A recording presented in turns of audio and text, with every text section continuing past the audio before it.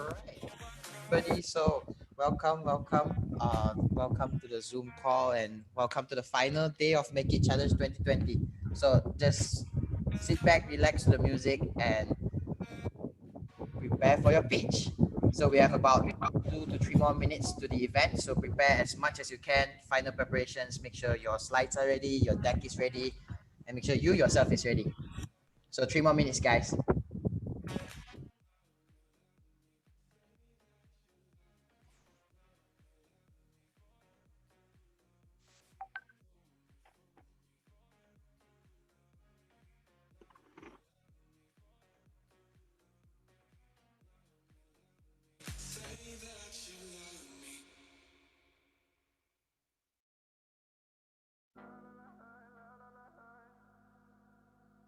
Call me what you wanna, I'll be what you wanna. I've been here 1,000 times.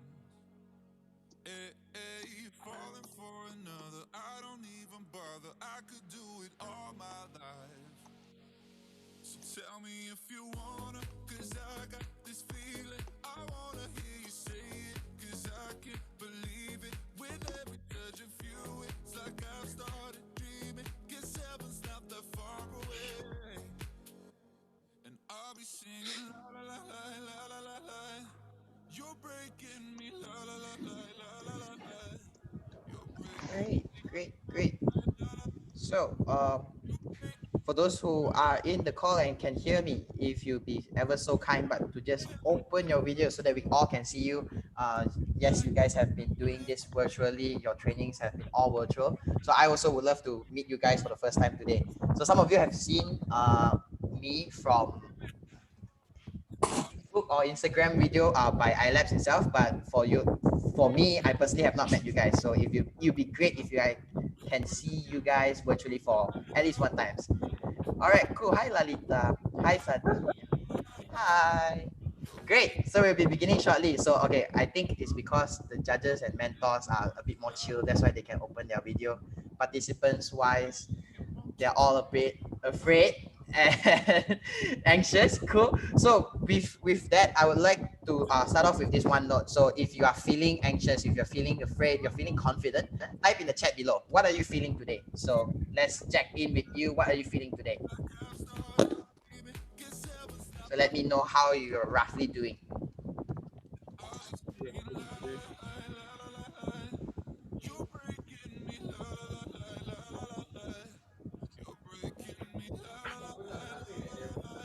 So great, nervous. Cool. Ima is nervous. Great. I can feel your nervousness from here because most of you guys heart beating too fast and than usual. Great, always happy. That's good, Omar. So I hope you guys are ready. I really hope you guys are ready. So keep this up. This energy of yours will really help you later on with your pitch as well. So before we begin, a little short intro about myself. My name is Jason. So a lot of you might have already seen the Facebook post, but if you have not, so my name is Jason. So I was the one of the Make It Challenge 2018 champion, and now I've just graduated and now I'm in the training field and I'm currently a trainer at Work Inspires. So with that, I would like to ask again for those who have not typed in the chat, if you guys are still feeling a lot of emotions running through your head, you're feeling butterflies all over. Uh, Before that, can I have the music to like soften off? Thank you. But for those who are in the room, participants especially, I need to help you to chill. So I need you to type your emotions in the chat itself, whether you're nervous, happy, confident, or like Sadia, heart beating a bit too fast. Cool.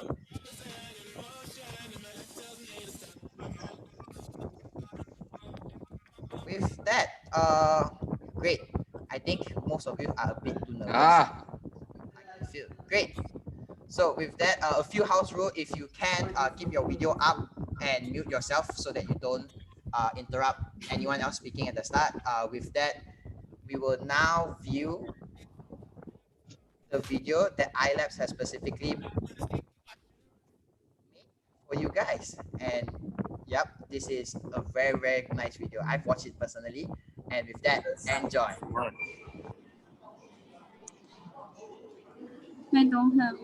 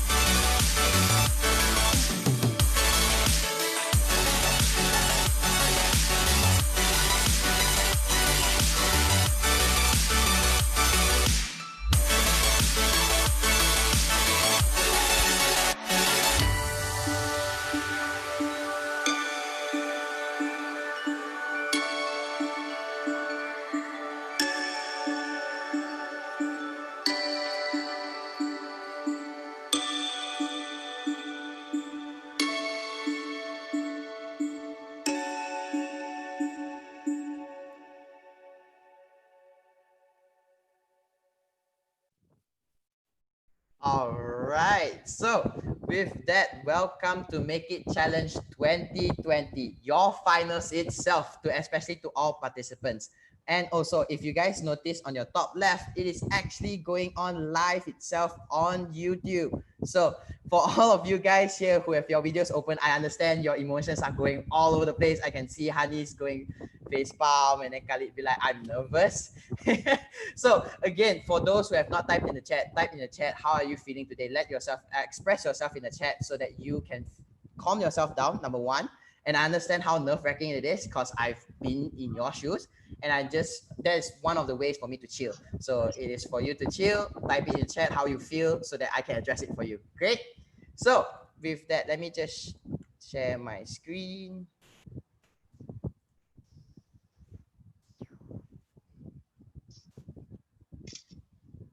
Great. Chill. Rain is chill. I like the confidence. Good job. All right. So if you can see my screen, give me a thumbs up. If any one of you can see my screen, give me a thumbs up and I'll be continuing it immediately. Okay, great. Thank you. Thank you, Sadia. All right, cool. So before we really dive into the whole pitch, before we dive into the whole finals, again, ground rules is if you can keep your video on so that people can see you. The other thing is mute your mic as much as you can unless it is your turn to speak so that you do not interrupt the session. And with that, I would like to introduce to you someone. For those who are nervous, I'm not purposely doing this to make you more nervous, but it's to preempt you and get your confidence up because we, in our midst, have a guest of honor. Cool. And he is the Setiausaha Bahagian Perancangan dan Penyelidikan Dasar Kementerian Pengajian Tinggi. Yang berbahagia Datuk Saharudin bin Abu Sohod. So with that, if you guys can just say hi to him in the chat or at least wave on your video. Would that be great? Yeah, right. Thank you guys. So thank you. Thank you, Yang Berbahagia YB, for actually spending time to spending time with us to actually attend this session. So I can see the amount of I really can see the amount of faces of you guys being nervous, and that makes me very nervous as well. So I hope you guys are really, really chill and really ready. I need y'all to breathe. And with that, I will now share a tip of two. For me personally, during MIC 2018, the reason why, personally for me, the reason why I won is because I understand who were the judges,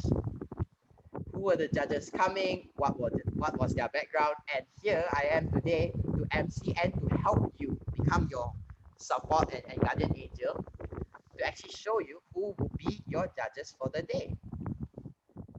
Great.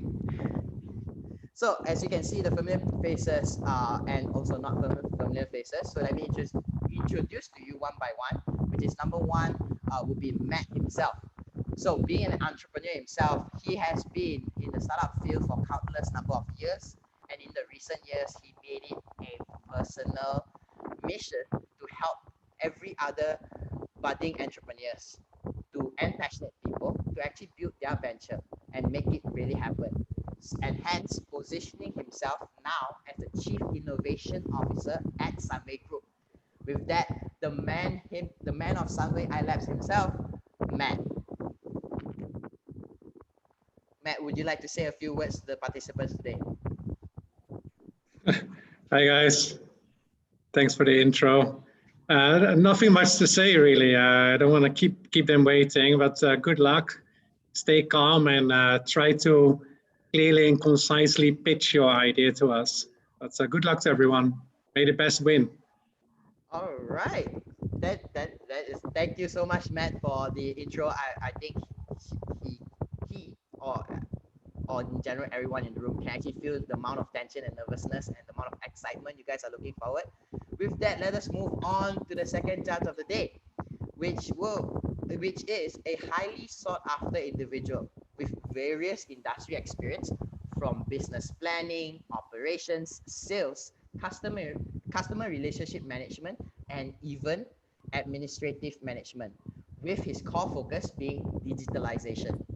The senior Manager and Ventures team at Malaysia's Global Innovation and Creativity Center, Magic, Rajan Dorai Raj. When I talking about the video, they do like this.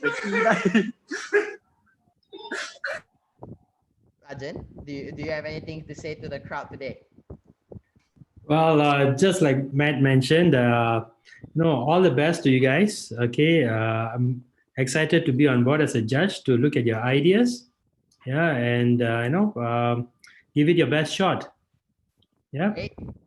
Thank you, Rajan. So leave it your best shot, do your best, and make it really happen. So next up, number 3. So we have this amazing lady, being a biomedical sciences graduate.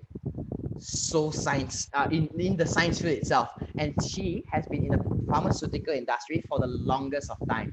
So what does science have to do and pharmacists have to do in entrepreneurship? But the fun fact is she's not there for the medical side of things, but more of the marketing and sales of the pharmaceutical industry. Imagine that, marketing and sales. And with that, the marketing manager of AstraZeneca Research and Development, Miss Jenny Foon.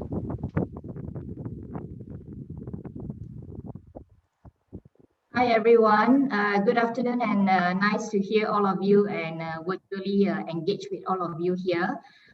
So all the best to all of you. I'm looking forward to hear your pitch. It's really an interesting afternoon, and yeah, good luck and all the best.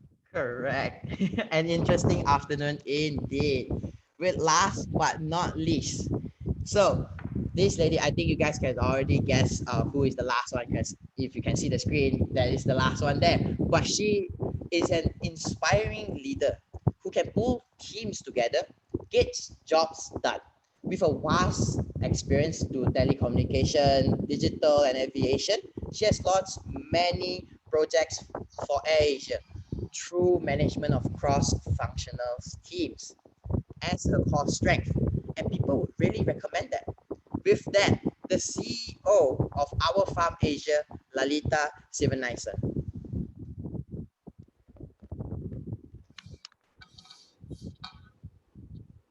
Lalita, are you there? Sorry, I was talking to All right. myself for a moment. Hi, everyone. Thank you for having me here. I'm very excited to be here today and be participating in this event. Really looking forward to see all the pictures, and as much as we'll be here to judge, we're also here to learn all these exciting things that you've come up with. So all the best. Don't forget to breathe. Thank you. All right. Thank you, Lalita. Don't forget to breathe. That's a very, very crucial advice for you all today. So, teams, are you guys excited? If you guys are, please type in the chat. Yes, I am. Type in the chat. Yes, if you guys are excited and ready to, for some of you, be done with it. Or for most of you, would love to perform. So type in the chat, yes. So I love to see the amount of yeses that you can type in the chat. Great, great, great. Ima, I can see you. Lukman, I can see you. Great, you guys. Yes, bring it on. That's the way. So I need you guys to keep this energy up. This is also for you so that you can win and let the judges see your best idea. Great. With that, moving on, before we move on with the pitch, again, I think most of you are briefed with it, but I would love to just re-emphasize it, which is the pitching format today, especially for the judges and also the participants. So the pitching format today will be a 5 minutes pitch and a 5 minutes Q&A, question and answer. So the 5 minutes pitch to all teams and all participants. So it will go like this. Once 5 minutes is over, we will stop you immediately as soon as 5 minutes is over. But within the timing, we will actually give you a time cue which goes like this. Once hit the 4th minute, as you can hear the subtle bell, Tila, can you show it again? Can you ring it again? So once reach the 4th minute, that small bell will ring. As soon as you hear it, you should know that you left 1 more minute to wrap it up and to make your best lasting impression, and make sure you finish within the next 1 minute. And when the time is up and 5 minutes is over, the bell will go like this. All right. So with that bell going ding ding ding, I will jump in and I will stop you wherever you are at your pitch, and that is time. With that, judges will then continue on with the question and answer segment. Is that clear for everyone? If it's clear, give me a thumbs up. Great, I can see a lot of nods. I can see participants going thumbs up. That is good. So, are you guys ready? I can see the amount of fear and anxiety and nervousness in participants' face, but not to worry. So with that, I would really hope you guys all the best in your pitch, all the best in answering the Q&A. That's the most important part personally for me. And with that, the first team to come forward and pitch would be Team Hydrogen with their team leader, Andrew Bang. Hi, good evening, everyone. Can everyone hear me loud and clear? All right. Yep, we can hear you loud and clear, Andrew. Okay, so all you need to do is just start off with sharing your screen so that at least we can see your slide. And then when you are good to go, give a thumbs up and Tila will then start timing you. Okay, can everyone see my screen? Yep, we can see your So I screen. guess I'm going to assume that everyone can see my screen. So Correct. first of all, good evening. My name is Andrew. I'm the lead developer from Team Hydrogen, and this is my team. And without further ado, let's start. Prevention is better than cure. This is a quote every single doctor would tell us at some point in our lives. Let's stop and be honest with ourselves. Are we really taking prevention seriously? Now, how many of us have these applications installed in our phones before this competition? A safe bet would be less than 40%. How many of us actually use them every single day or even every week? That number would have dropped to say 5%. Why? Because these applications are not designed for everyday use. They are only used when someone has fallen severely ill or an emergency has occurred. Just like that, we've broken the first rule the doctors set for us. Because if we don't use these healthcare apps regularly and take the 10,000 steps in preventive measures, then why bother with the 4 E's that make up our challenge statement? So the core problem right now is to figure out how to get users hooked on our product. And the 3 ingredients to grasping users' attention is that our product has to be fun, fulfilling, and familiar. So we took a good look at the current market, broke them down into categories, and we realized there is a void in one of those categories. And at this point, you may be asking, what's a cat doing in the diagram? Good question. Meet my friend Audrey. And Audrey is not just any cat. She is your lifestyle companion, a virtual avatar that lives in your devices and is a virtual representation of you. Why an avatar, you ask? Why not something more professional? Because we don't need yet another telemedicine tool. What we need right now is a familiar partner that fulfills your healthcare need in a fun, gamey way. Doesn't that sound more enticing? Let's bring her out. Make sure to join us in the prototype, by the way. So this is the startup page. Right away, you can see your avatar at a glance, and it reflects your current health status. If the user practices healthy living, like walking 10,000 steps a day or eating healthily, Audrey, your avatar will be happy. Otherwise, Audrey will appear drowsy and grumpy, and she would give up to educate you on the risk of contracting NCDs. This way, we can address part of the first challenge statement. Now, by swiping down, it would take us to the main page, which is a clean and simple interface. It is littered with missions. And this is intentional because it motivates the users to complete them in return for rewards. That way, we can successfully encourage the users to live healthily, adhering to the first challenge statement. Also, these rewards can be redeemed in the form of retail vouchers. One of the missions that we created is called Meal Check. And Meal Check is where users submit their meals to us, evaluation, and using AI photo recognition or manual input. And we can reward these users for eating healthily or advise them if they are not. Back to the main page, we can also see a health dashboard. This will be filled with the user's personal health parameters so the users can monitor their health at home, which is part of the second challenge statement. We can observe the health data trends from this dashboard, like BP and pulse rate from the past month. It can come in very handy for your visit. The dashboard also has a medication reminder feature, which includes a regimen check utility and ensure that your current drug regimen is safe for consumption. Back to the main page again, we can also book consultation with medical pros using our application, be it online or physical. That is your choice. This is yet another challenge statement solved as we enable the access to professional follow-ups. Finally, all of the 6 functions above can be done in a single conversation using our very powerful inbuilt chatbot, which is called, you guessed it, Audrey. And not to forget, we understand that some people, especially the elderly, wouldn't fancy downloading too many apps in their phones, so we export these chatbot functions to a third-party application like WhatsApp. These are some visions we have for Audrey, but those are too far-fetched and we don't have much time right now, so let's take a step back and look into something that is more in development and in the now. This is a prototype of the Nightingale, which is still in development. A smart device that connects to the Audrey application to measure your ECG, heart rate, blood oxygen levels, and at the same time, it has an inbuilt buzzer and speaker so that it can remind you and your family to take your medications promptly.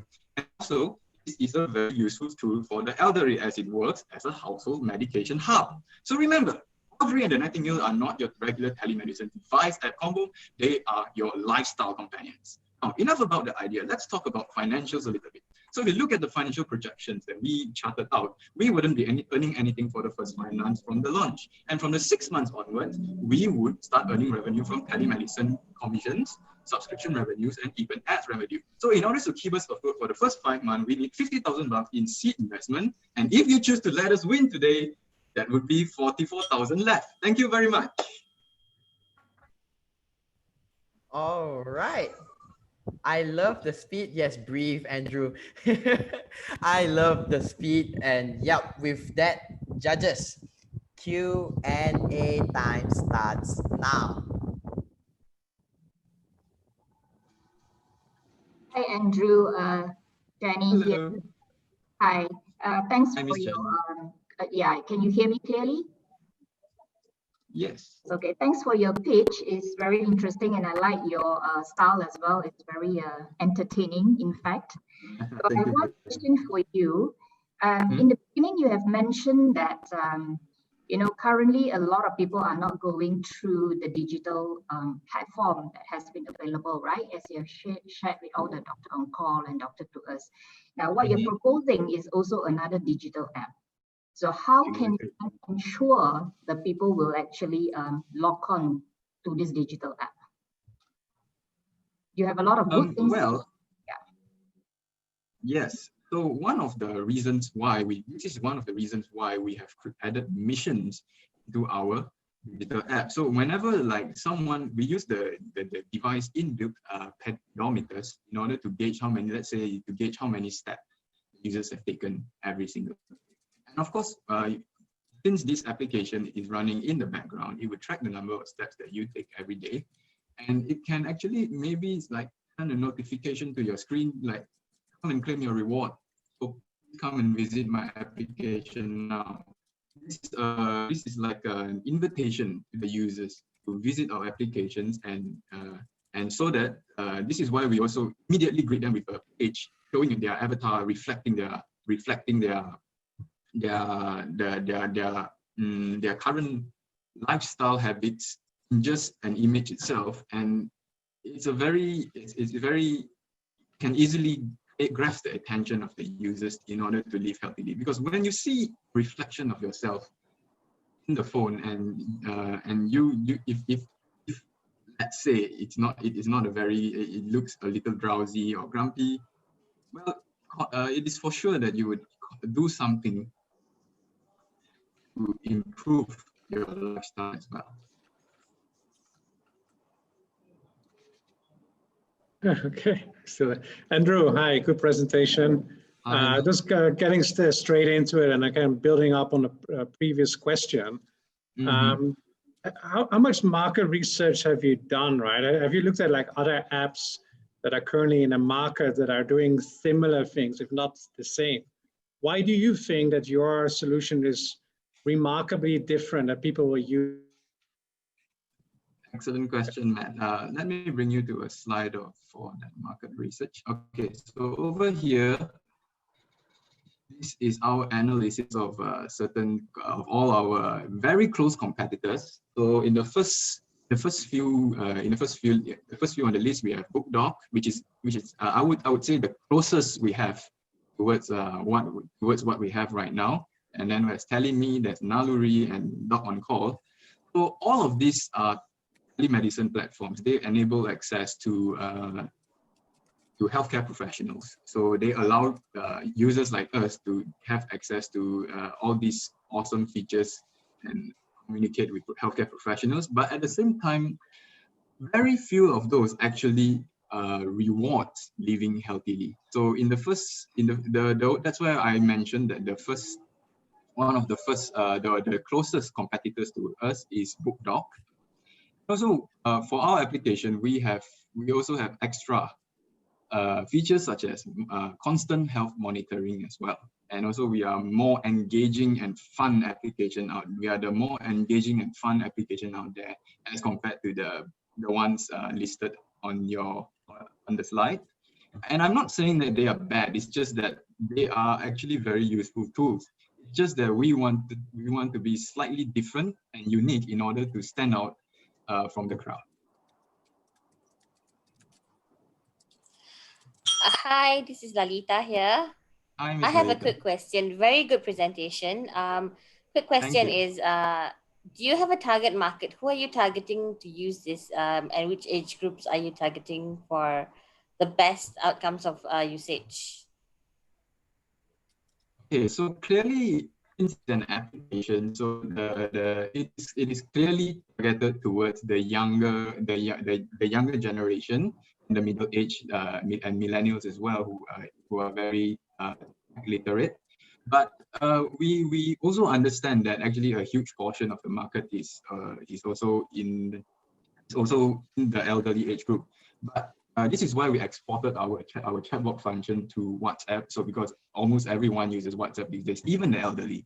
So I think it is still important to target the younger age groups, because according to our conversations with the doctors, even though a huge chunk of them are in the elderly age group, is actually skewing towards the younger ages as time passes. Okay, so if you were talking to an elderly group of people, 65 and above, I believe that's where your growth is in, right? How would you sell this app to them? What would you say? What would you use to entice them to get into this app? We are for the elder ages. We are actually more targeting to. We are actually planning to introduce the WhatsApp chatbot first to them, to show them, to tell them that there is this tool out there that is very easy to use. You just need to add this number to your contacts, and you can actually have access to all the same functions as the application we have. So it's like a third-party chatbot, per se.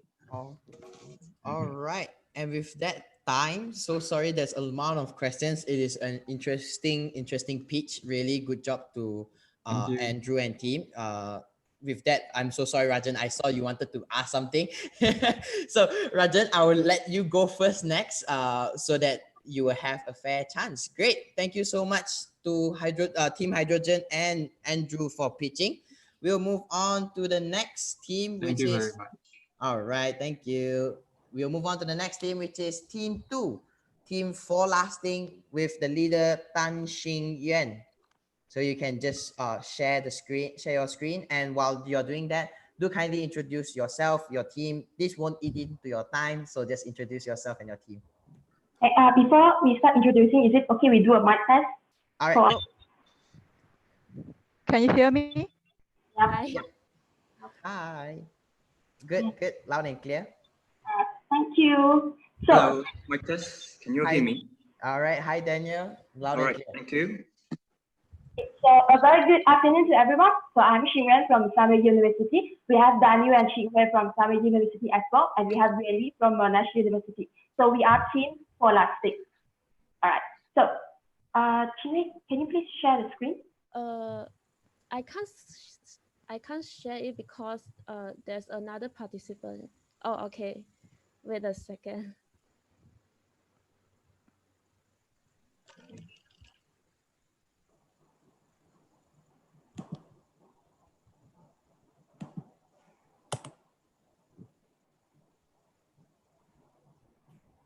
All right. So before you begin, all right. So are you guys ready?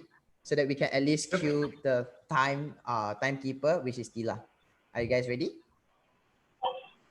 All right. So with that, your 5 minutes starts now. Do you recognize him? Next slide, please.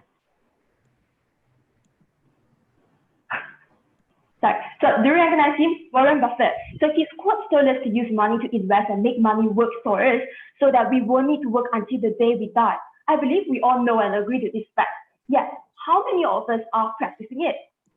So without money, we cannot survive. And in this society, adequate financial literacy is the basic necessity. But based on our research, financial literacy in Malaysia is very low compared to other countries.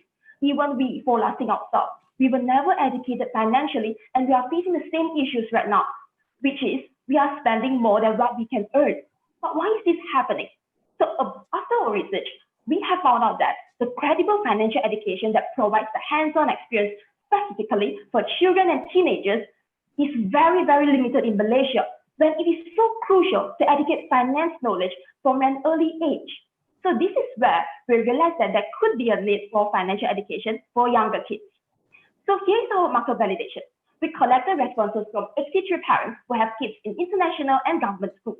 They all agree that the financial education is very important, but they were not able to find the right place or platform to educate their kids financially. So this shows that there is a potential market out there for funding to fulfill that need.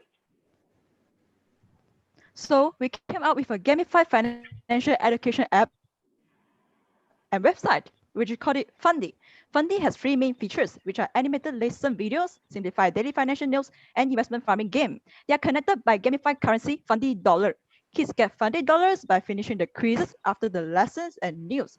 They can then use the Fundy Dollars in the farming game to practice the income management and investment knowledge hands-on. We also have Nurturing Tool, which is an allowance management tool, and community chat as add-on features. So this is our course plan based on the plan suggested by the OECD as cited for kids aged between 10 to 13. Here, you can see the prototype of one of our main features, the lessons. We offer topics based on the course plan, which kids can choose any topic to start or continue. For each topic, kids usually start from beginner level, which is further separated into progressing sub-levels.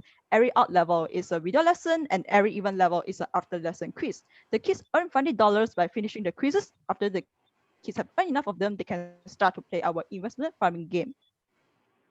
As for the game, its design is very similar to the video game Harvest Moon, but our game is simplified and financially based. The storyline will be based on real-life case study within the game that will pop up for financial explanation and advice. In addition to earning Fundy Dollars, can borrow Fundy Dollars from banks to learn how credit works.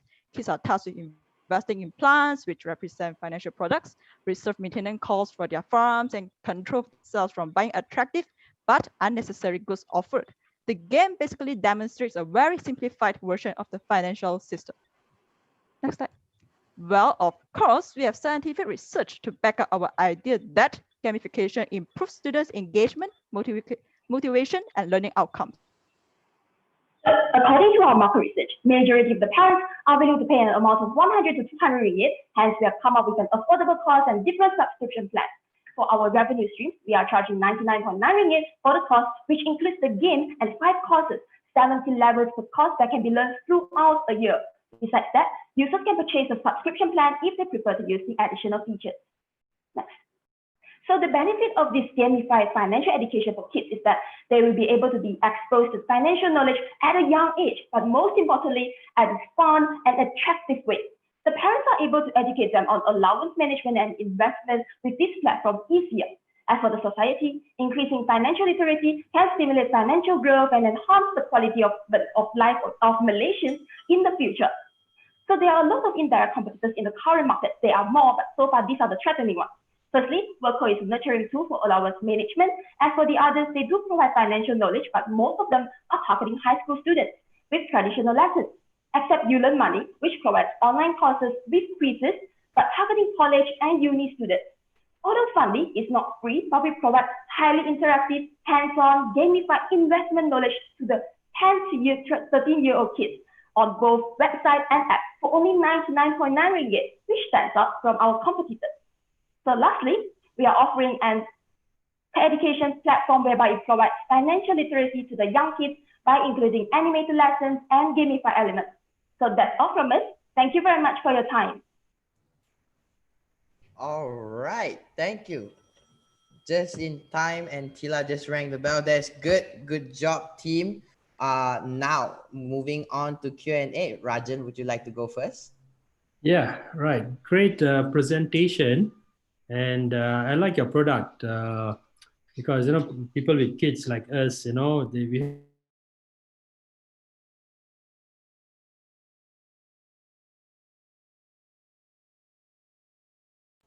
Sorry, Rajan. the targeted market, which are parents, and these parents are within that age group of, was it yours 10 to 13 or something like that? Yeah, so yeah, 10 to 13. So how do you actually, do that market outreach? How do you spend your marketing money? Can you share with us?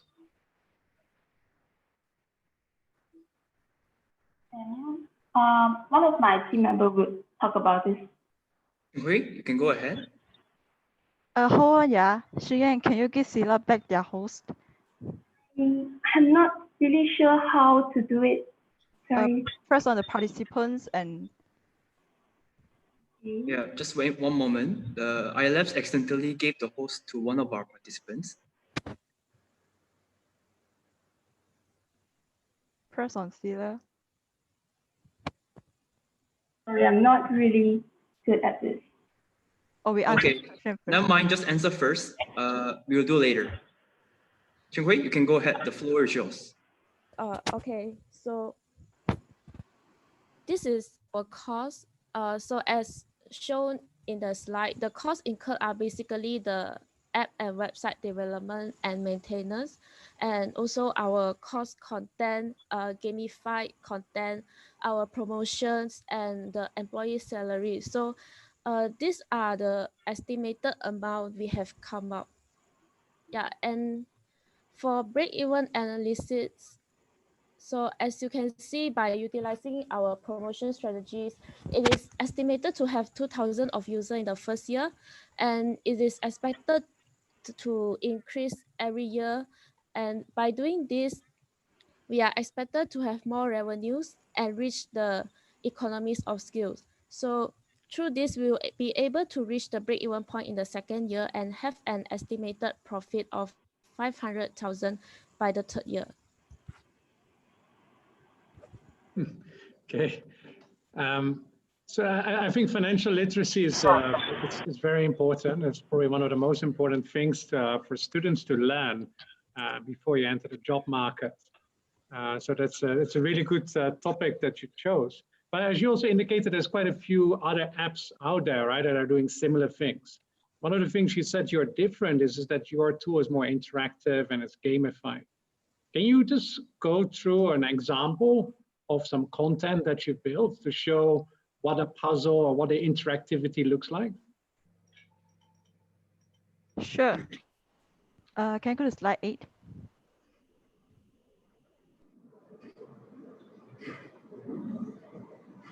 Slide 8. Next slide. Yeah, basically, our features are connected by what we so-called Fundy dollars, which are our gamified currency, so that when the kids get the Fundy dollars, they can then use the dollars, use the money like gamified currency to play this game. We kind of connect the game to what they did, like they study and they learn something and they do their quizzes, they do some effort, so we give them reward. What's the reward? What this reward for? We let them play this game, and from this game they can this is simply a very simplified version of a financial system for them to practice their knowledge, their skill. Yeah, this is how we connect them basically. And also for the quizzes, we'll also make it a bit more interesting. Maybe we'll do some puzzle, or that one is another rather small feature. Yeah. I would like to add on a bit. So basically, right, what we have differentiated from the other competitors is that, so they are like, for example, You Learn Money, they are having online courses, they have quizzes as well, but our quizzes would be more modified to adapt to the 10 to 13-year-old children.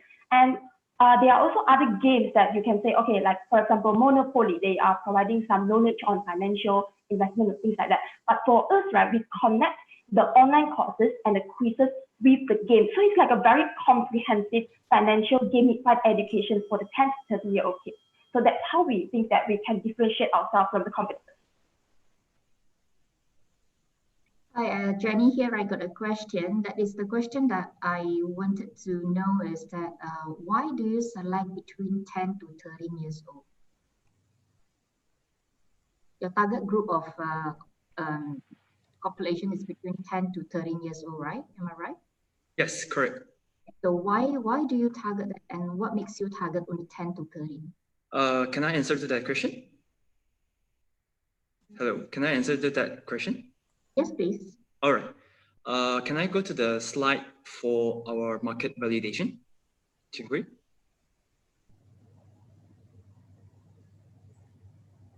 Yes, so based on our survey question, and also actually we did our deep in-depth interview with some of the parents who have children, sending them to the international schools, private school, government school in Kalangari area. So after we went through the market research, we have found out that a number of the parents are very concerned about the children, that they want to send these children to educate them financially and educate them since when they're a young age. However, we couldn't really find the proper credible financial source that can provide the education for them. So due to some of the research we did from the OECD, and they are very, very concerned, and they advise everyone to train the children since a young age. However, from between the age to 6 to 10, they are the ages where they have to learn the simple calculations. So we decided not to target them yet because it's too early for them to target in Malaysian market, especially when after we did the market validation, we did the market research, most of the parents are still, think that the financial education is very important, but before 10 years old, it's still too early. Right. So because of that, we started from the 10 and the 13 because we wanted to train, focus on our narrow scope first to 13 years old. Then later on in the future, we are planning to target those elder teenagers. Cool. Yeah. All right, wrap it up. Thank you. Thank you so much, judges and the team itself from Team 4 Lasting for that insightful presentation. I love the whole idea and concept. Great. So now let me just move on to the next team. So a tip or two before we move on, I realized as well is if you are unclear of the question that judges asked, especially just now, it would be great if you just re-clarify it before you jump into conclusion of answering. That's one tip from me. So with that, moving on to team 3 for the day, which will be Team Aces. So Team Aces and the team leader, Mariam Sahud. So would you like to come out and introduce your team while getting your slides set up? Yes. Hello. Hi. All right. So great. So introduce yourself and your team to everyone here. All right. So 1 second. All right. Hello, everyone. My name is Mariam Shahoud, and I'm from Team ACES. Meet the rest of the team members. We are UTM students studying engineering. And I will be presenting iHarvest. So let's get started, shall we? All right. And your 5 minutes starts now. Okay. So in 2018, the total import for agro-food in Malaysia exceeded 52 billion ringgits. Out of these 52 billion ringgits, 794 million were spent on chilies, mushrooms, and other vegetables, and 360 million were spent on fruits like bananas, coconuts, and mangoes. But here's the thing, all these crops can be planted here locally in Malaysia, but they're not. And here's why. If you look at this pie chart, you'll be able to tell that 77% of the agriculture in Malaysia is used for the plantation of oil palm trees, and only 8% is used to plant agro-food. So, all right, there's a very pressing need to diversify our crops. But the question is, how can we encourage farmers to diversify their crops when planting palm trees is rewarded and encouraged so much? The answer is through investment. Now, here's another staggering number. An estimated 30% of the food produced for human consumption globally is lost or wasted somewhere along the food supply chain. And with these current times that we're living in, we are in no position to be wasting this food. So how can we make this? All right, so now we address two needs: the need to diversify the crops and the need to minimize food wastage and loss. The need to diversify crops can be dealt with through investment, and the need to minimize food wastage can be done through getting the product directly from the farm to the consumer. And both of these needs can be met with iHarvest. But what is iHarvest? 4 words: online marketplace, investment portal. But okay, for a bit more explanation, iHarvest is a website that connects farmers, investors, businesses, and consumers. Basically, farmers apply and register to be on our website, and once they are, they can put their produce up for sale either to other businesses or directly to consumers like online shoppers. And the website is also a portal that helps farmers find possible investors and therefore providing more funding for the agricultural sector. Okay, but what is the benefit? Well, let's start with the investment portal. Investment portal means more, like I just said, more fund for the agricultural sector, which means the diversification of crops. And that will in turn lead to a reduction in import, and that will obviously really boost the economy of a country. Next, the online marketplace. What's the benefit of that?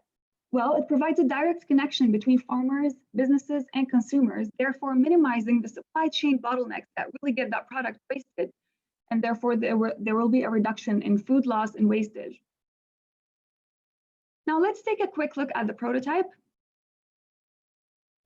Hello, this is our homepage of the website. If you want to make money with us, you can go sell or invest in one of our different projects. If you want to buy products from us, you can go to the shop page and see different products and categories. If you want to know more about iHarvest, you can access the Get to Know Us page. If you want to learn new knowledge about agriculture field, you can access the Train and Learn, where we provide online courses.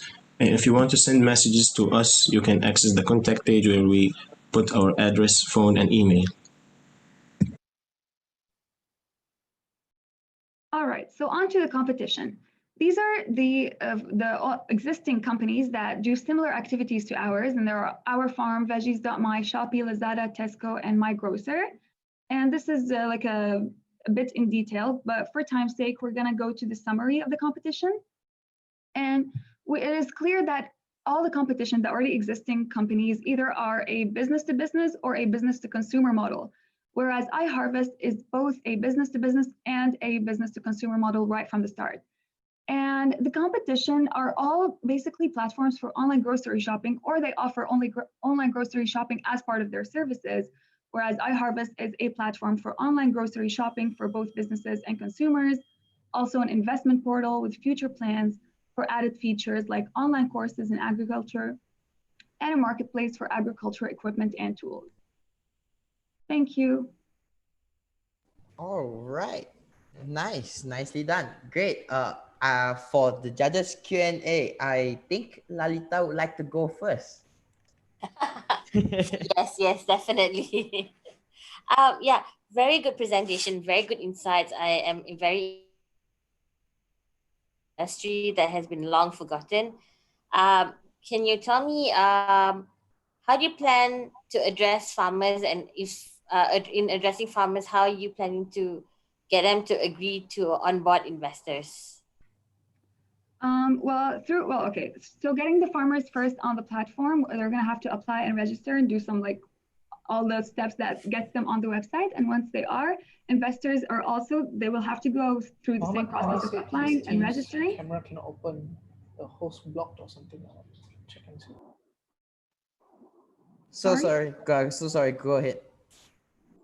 Yeah, so once both parties, which are the farmers and the investors, are on the website and they're established there, the portal is like what connects them both together. So it's both for both, not only the farmer to find the right investor, but for the investor to find the right farmer. And once they find each other, they can do the contract and all that. And that's it. Yeah, I just want to build up a bit on that question. A good presentation, by the way.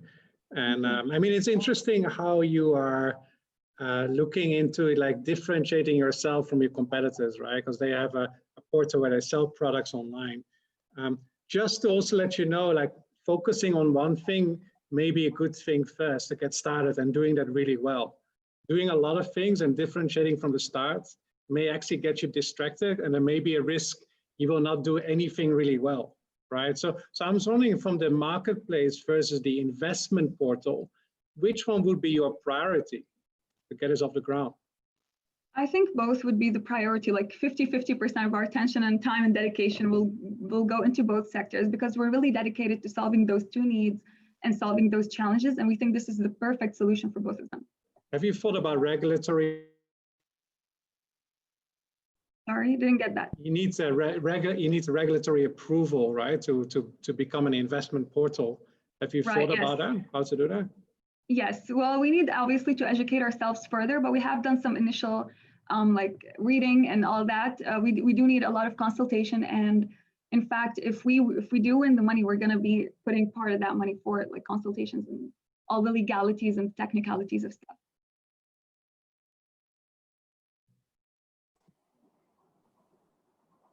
Great. Judges, any other questions? Yeah, sorry, can I have one last question? All right. How soon do you think you can get a portal going? I saw a prototype, but how soon can you get that up and running? Well, in our 1-year plan, we kind of envision having the first maybe like 20 farmers on board, as well as maybe 10 investors, hopefully, and also the first 100 consumers. So hopefully by a year, we're earning enough money. Do I have time for one more question? I think Rajan would love to ask a question. So sorry, Lalita. No problem. Are you planning to have it in the local language? Because you're talking about farmers, right? Many of them are not proficient in English. Right. So we'll have it in both English and local language, which is Malay. And hopefully maybe we can then expand further into other languages. But for starters, I think we'll just try to make it and get it in 2 languages. Great. All right, with that, thank you so much to Team 3, Team Aces. Thank you so much. I will now reshare my screen. All right, thank you. All right. So we're off to a good start. We left, okay, so now moving on to the next team. Remember, whatever the judges mentioned, it is actually a good tip for you to take note for your next presentation. So with that, Team 4, from healthcare.ai, Mr. Brian Tan. Yep, hi. All right, so do share your, introduce your team, as well as along the way, share your screen.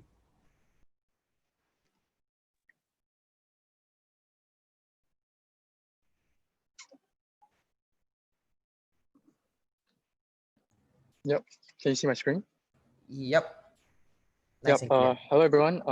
I'm Brian, and I've just commenced my first semester at Taylor's pursuing the American Degree Transfer Program in Computer Science. I'm also currently a data science intern at a software company, and today I'll be representing solely for my team, Heartcare.ai. All right, with that, your 5 minutes starts now. So I'll begin with a statistical consensus surrounding diabetes in Malaysia. So aside from the increasing diabetic cases in Malaysia, it was discovered that majority of Malaysian adults are not only physically inactive, but also incognizant of their own diabetic symptoms, like shown here, high glucose levels. And a whopping 95% of adults do not consume enough fruits and vegetables. So it is thus evident that Malaysian adults are not innately incentivized to take up healthy lifestyle choices. There too exist an information asymmetries revolving diabetes that has contributed to their incognizance of their own symptoms. So what's the solution? Research suggests behavioral intervention amongst adolescents. An urgent need to address NCD risk factors amongst adolescents was also proposed by AstraZeneca back in 2017. So this is where Heartcare.ai comes in. A digital healthcare platform that at its core is a point system that acts as an incentive to promote healthy lifestyle amongst the youth. Users earn in-point apps, which they could then use to claim rewards ranging from discounted healthy food options and athletic gears to access to selected gyms. To get started, users will be prompted to input their relevant info, such as their age, height, fitness level, smoking status, and optionally blood glucose level and blood pressure levels. These 2 variables are deemed optional as to lower the barrier of entry in using this app. But if they choose to do so, it would improve the personalized curated content, which I would elaborate on later. So the three essential tabs in Heartcare.ai would be the Academy, Rewards, and Fitness tab. So I'll start with the Academy tab. Users will have access to educational contents concerning diabetes. So shown here in a slide is a video on diabetic retinopathy. So the point system comes into play when users decide to take quizzes corresponding to these video modules. So they will be awarded points accordingly to the difficulty of the quiz as well. This could reinforce their learning experience and really close the information asymmetry gap I alluded to earlier. So in the Fitness tab, users can follow along cardio workouts to lower their blood glucose levels, for example. We would then also award them according to their step counts, like perhaps under a prescribed period of time. So this would vary between different risk groups of users. So hence our slogan, preventing diabetes one step at a time. The app too visualizes essential user benchmarks.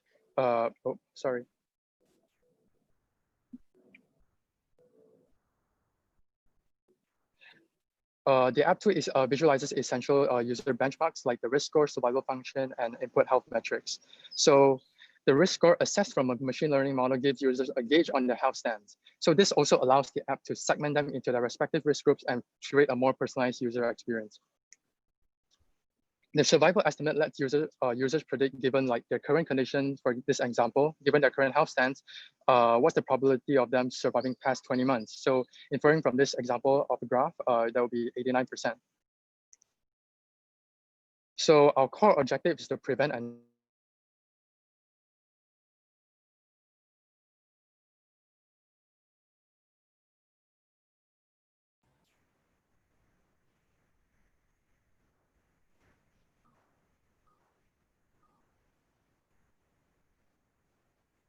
would these companies want to partner with us, a small startup firm? Let's segue into our benefit prop. Sorry.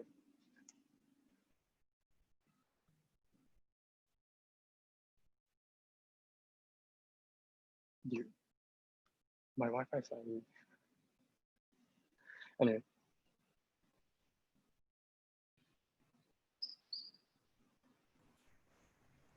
All right. So why would these companies like to partner with us, a small startup firm? So let's segue into our benefit proposition to our two-sided markets. So take GrabFood, for example. They've yet to achieve profitability, and assuming their unit economic stance is similar to that of Uber Eats and GrabFood, Postmates, that means their customer acquisition cost supersedes their revenue. So by partnering with us, they could enjoy high customer retention rate, and also increase their customer lifetime value. So as for the benefit proposition for user customers, it's a vicious positive reinforcement cycle. So if they be proactive, then they get to enjoy healthy, cheaper, healthy options, and so on. So we compete in the personal health coaching market. So one of our potential competitor would be Naluri. Though our ideas are essentially similar, personal guidance and such, our business model is fundamentally distinct. Naluri is dependent on medical experts, whereas we partner with aforementioned vendors and brands to promote health. So we refrain from providing medical consultations to users, as we are really trying to shift the paradigm of provision of this healthcare guidance away from the clinical perspective, but more rather a more personal one. So at Heartcare.ai, we aim to help the youth make more healthy lifestyle choices, and hence push forth the United Nations SDGs goal, which calls for reducing premature deaths from Right. Good conclusion. You noticed that I unmuted and you want to finish your sentence. Yeah. Good. All right. So with that, judges, question and answer. Hi, Jenny here. I got a question. Thanks for your presentation. Yeah. Most of the time when ones will go into the apps is usually when they already have a problem. Mm-hmm. Now, how do you want to motivate those who are not with the problem yet to actually go into the app? Yeah. Actually, as I alluded earlier, we're actually targeting the youth because we're trying to prevent, not cure. Because as stated in our problem statement, like AstraZeneca and WHO has addressed like these negative lifestyle behaviors in adulthood are normally instilled and reinforced when they're in adolescent and when they transition into adulthood. So that's our target market. So the youth, so they'll be low to medium risk groups. Yes, I understand it's for the adolescent, but how do you motivate them to go into apps? How do you change the behavior? Okay, so this I want to touch on the origin story of this idea. So back when I was high school working part-time at a gym, so one of the employee benefits was we get to have discounts at selected healthy food restaurants. So because of that, I would just constantly regularly visit these vendors because I don't really want to capture the value. So that is where the idea stems from. So we will provide these points when they engage in like healthy their step counts or like take on these video modules and such. So they'll earn points and they'll be motivated to take on these healthy lifestyle choices and claim these rewards. Thank you. Yeah, no problem. Great. Any other judges? Would love to ask any questions. Brian? Yep. We lost you for a while. I think there's some connection. Sorry. Maybe you can talk a little bit more about your business model. I mean, you mentioned Naluri as a competitor, right? And one of the things they're doing, they're going more into corporates and working with employees of companies. So what's your thinking around that? Or how do you position your business? Okay, so how our respective business models are distinct from one another is because Naluri is very dependent on like medical experts, domain expertise, right? So, but that is in a sense acts as an incentive for like users to get on board to like have these physical or medical consultations. But for us, our main incentive would be the reward system, as I alluded to earlier. So these so users will take on these healthy life choices through this incentive point system rather than having to consult medical experts on their current condition. So yeah, also we partner with our main partners would be vendors, F&B vendors or delivery services and such. But for Naluri, their business partners would be like medical institutes or rather medical experts. Yeah, corporate scenes. Model where you work with companies, is it, to reach out to their staff and get them on board? Is that one of your strategies as well, or is it purely B2C? No. So we are facing a two-sided market. So we have the customer side and the partner side, right? So the value proposition for our partners would be, okay, let's take for example GrabFood, right? So let's assume, so they've actually yet to achieve profitability. So let's assuming the unit economic stance of GrabFood is that similar to Uber Eats and Postmates in the States. That means their customer acquisition cost supersedes their revenue, right? So by partnering with us, we can like regularly, they could enjoy higher customer retention rate because we will regularly refer them our own users, like we will refer our GrabFood healthy discounts to them. So they enjoy this higher customer retention rate and thus enjoy the higher customer lifetime value. So this would hopefully bring a bit of positivity in their financial projection. Do you understand what I mean? Yeah, but you didn't really answer my question, but never mind. Sorry, I'm so sorry. It's okay, no worries, yeah. All right, we actually have time for one last question. Anyone else have any questions? If not, I'll move on. Great. I think it is very clear. Brian, thank you so much for that amazing presentation. Despite of the internet lag, you still hold on. Good job. Good job to you. Right. So moving on. Thank you, Brian from heartcare.ai. So moving on, team 5. Team Milo Peng with the leader Peng Sao Wen. I really love this team's name. And with that, I would love to let you share your screen and introduce yourself.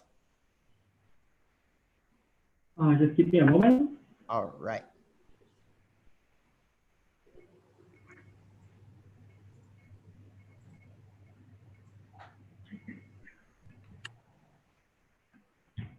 So, well, we are Team Milo Peng and my name is Xiao Wei. I'm from Sunway University.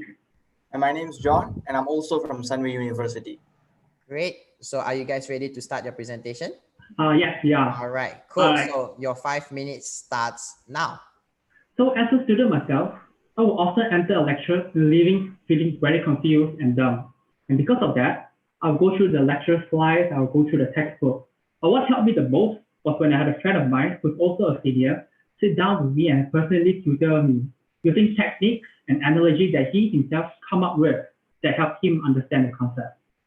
So I was wondering, how come this problem exists in the first place? And I believe it's because when lecturers explain, they explain from their own point of view, meaning they do not understand the struggle of a first-time learner such as ourselves. And this creates a gap between lecturers' understanding and the student, lecturer's explanation and the student's understanding. And this gap is only widened because there's a lack of simple study material as well as lack of private tutors. So because of the mentioned problems, we've came up with a solution, which is a platform for students to share their study materials and tips. Through our platform, the juniors will be able to learn more effectively from those who have went before them. For example, their seniors and their alumni. This is because as they share their techniques and study materials with them, this will bridge the gap between the students and the lecturers. On top of that, the seniors will also be able to make money in the process. All of these are not just talk.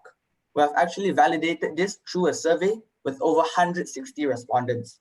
And through these responses, we found that 93% of them are interested in study materials done by their seniors and alumni. And 69 to 70% of them are actually willing to pay for it. The average amount that they were willing to pay for is 39 ringgit Malaysia. Here is a demo of our prototype of our product, and we've taken the quick and easy approach of building a web app. So the users will be able to find relevant materials by filtering through their course and their subject. And with just the third click, they will be greeted with a range of study materials, which they can then further filter by the types of study materials such as notes, mind maps, and practice questions. These materials can be either viewed online or be added into a backpack feature, which we will elaborate on. For our business model, it's a combination of freemium and sponsorship. For our freemium, we have a concept of backpacks where students are able to put notes into the backpack so that they can view them at their own time and leisure across different devices. For free users, there's a limited number of notes you can add into the backpack. For a paid user, however, there is no limit to the number of notes. On the other hand, sponsorship is a way for us to add extra value to both the users and contributors by partnering with advertisers to provide them with exclusive deals. Upon analyzing our market, we find that the market share that we are targeting is evaluated at 1.3 billion, with over 500,000 university students. We have ranked our competitors across a scale of relevancy and affordability. Our closest competitor-wise, product-wise, are Nexus Notes and StudyField. These two are US companies targeting a US market. Hence, we find that they are not relevant nor are they affordable to a Malaysian market. Coursera and YouTube, on the other hand, belong in the same quadrant as us. However, we find that they do not pose a threat to us as well because these two websites are difficult to navigate for students, especially when all the student wants is to get a very specific information of an entire topic. And on that note, I'd like our dear fellow judges to imagine if you had our platform while you were still students. Because our platform embodies the idea of having an entire student's knowledge and wisdom at the tip of your fingers. Imagine how easy would it be for you to study and to possibly score an A, and how much more time would you save that with just 3 simple clicks, you'll be able to find tailored materials to you instead of going through a daunting 600 pages thick textbook. To wrap it all up, students know students best, and we believe that we should include our peers into our personal educational journey. Thank you for your time. We're happy to take any questions. All right, nice and on time. So judges, questions? Hi, Jenny here. Thanks for the presentation. I think it's very interesting and something is very useful for the students. My question is, would there be any form of validation in terms of the notes that is being uploaded? So the reason why we want to make it a platform so that the platform itself as a market can filter itself up in terms of quality, in terms of relevancy. So for example, I'm trying to, if I post a material that is not needed by any student, then it will eventually be filtered out among other notes that have many reviews, for example, many downloads, many clicks. So that's how we're gonna validate our notes through the marketplace. So then the next question will be, then how do you ensure the credibility of your app then in that sense? So there's a lot of ways we are trying to, so this is actually a big issue. So by validating, what do you mean by in terms of whether it seems legit? For example, how do I know who is uploading the notes or information in there, and how credible are all the notes and information? How useful, and how do I know this app is the app that I would definitely go into? Okay, so of course we have left out in a prototype, because the prototype is just to demonstrate the ease of getting the relevant information. But for the app itself, there will be a sign up page so that we get to identify, are you actually a student? If you are, or are you an alumni?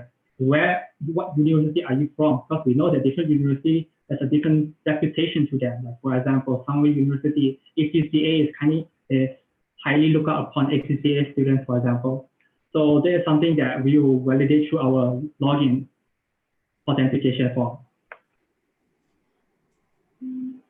Hi, can I have a question? Yes. How will you encourage people to upload their notes or pass their questions? Is there a carrot behind the encouragement, or would you expect them to do it for free? No. So again, this is a marketplace. So there is a commission-based system going on for the contributors. As we mentioned in the beginning, this is also a way, we offer incentives for contributors to upload their notes. We are not expecting them to do it for free. And the way we do it is through contribution, through commission, based on the time that wherever the notes they uploaded, it stays on the backpack. So that's how we encourage contributors through incentives.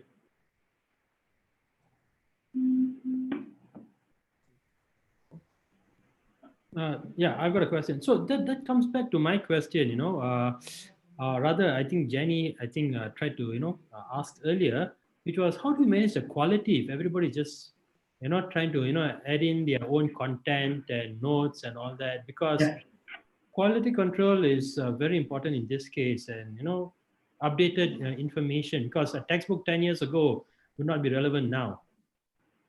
Yeah, so again, I want to emphasize the point that I made earlier, which is the marketplace validation system. Is that so if a note is very useful to most people, then you will have high ratings. And this high rating gives you the credibility that other users can see and understand that this is for me. Because a lot of students have looked at this, give it high rating. So this meant that these notes are highly relevant to my studies.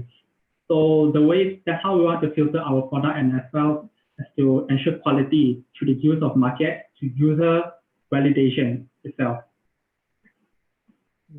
I hope that answered your question. Somewhat. All right. So good. Any other last question? We have time for one more.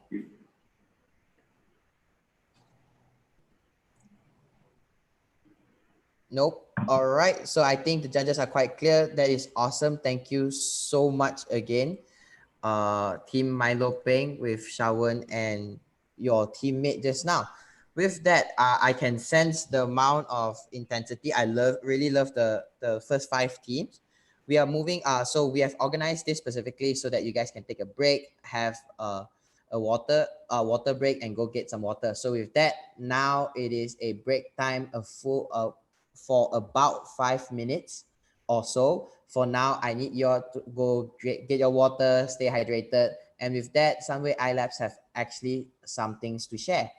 But with that said as well, judges, you guys actually have a different link to go into another discussion room so that you can discuss of what the performance of the first 5 teams is. So with that, enjoy. And Jongshen, cue music. Cause I'm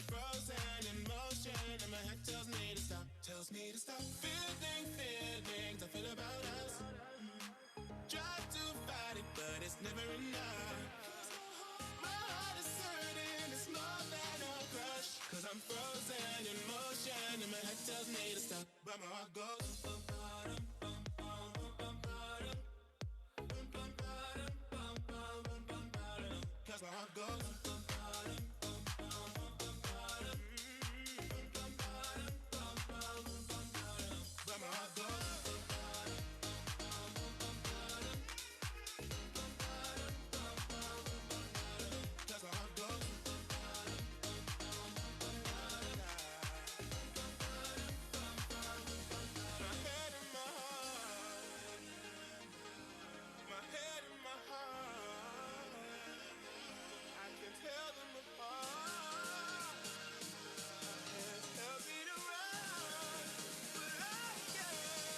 Cause my heart goes bum, bum,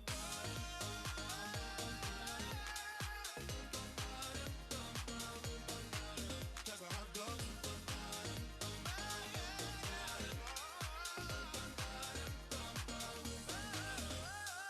oh my God, this feeling's just begun. Saying things I've never said, doing things I've never done. Oh my God, when I see you I should have run. But I'm frozen in motion and my head tells me to stop, but my heart goes.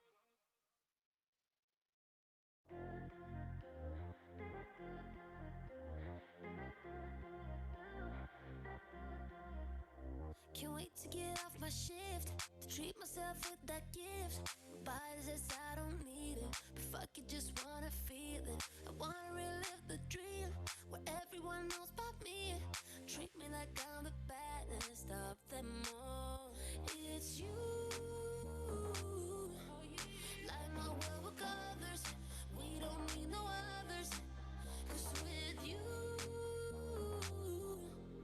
all I see is roses, waving in slow motion.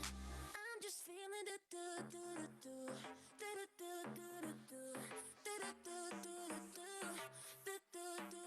I'm just feeling the do do do do do do do do do do. I'm just feeling the do do do do do do do do. I wish that there was no end. For the show in my head, high up on the ceiling is where I find my heart beating. Triple on for a fan, people are passing by. No one can kill my vibe when I'm with you. It's you, light my world with colors. We don't need no others, 'cause with you all I see is roses, waving in slow motion. I'm just feeling it, do do do do do do do do do do. I'm just feeling it, do do do do do do do do. I'm just feeling it, do do do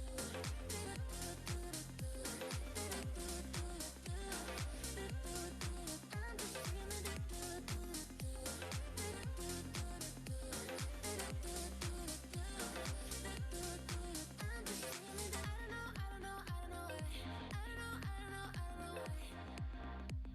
But I just feel it when I feel it.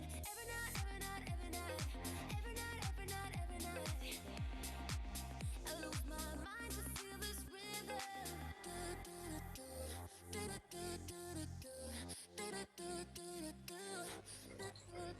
I'm just feeling it.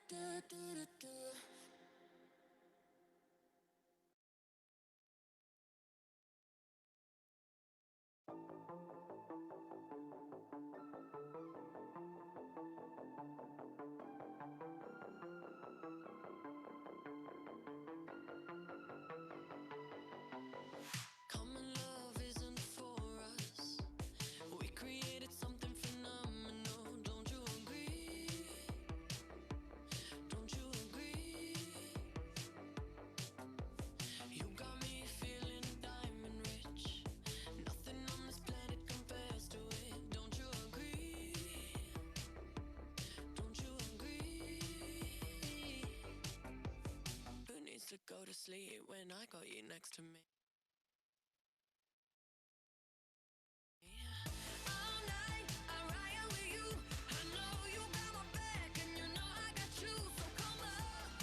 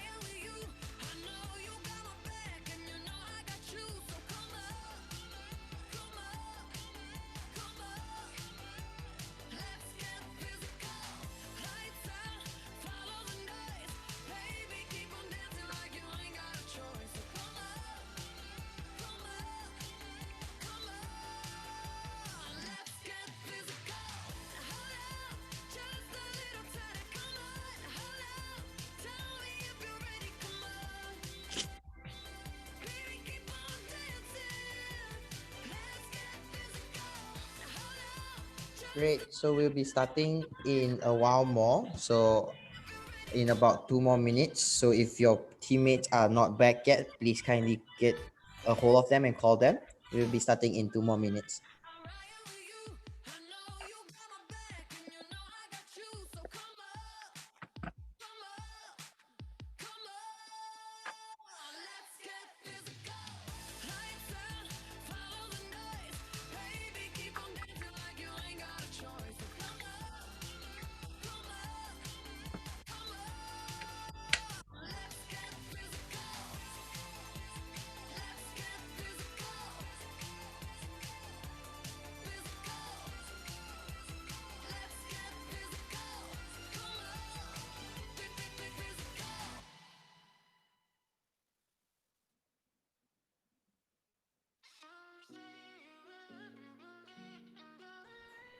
So we'll be starting in 1 more minute. In 1 more minute.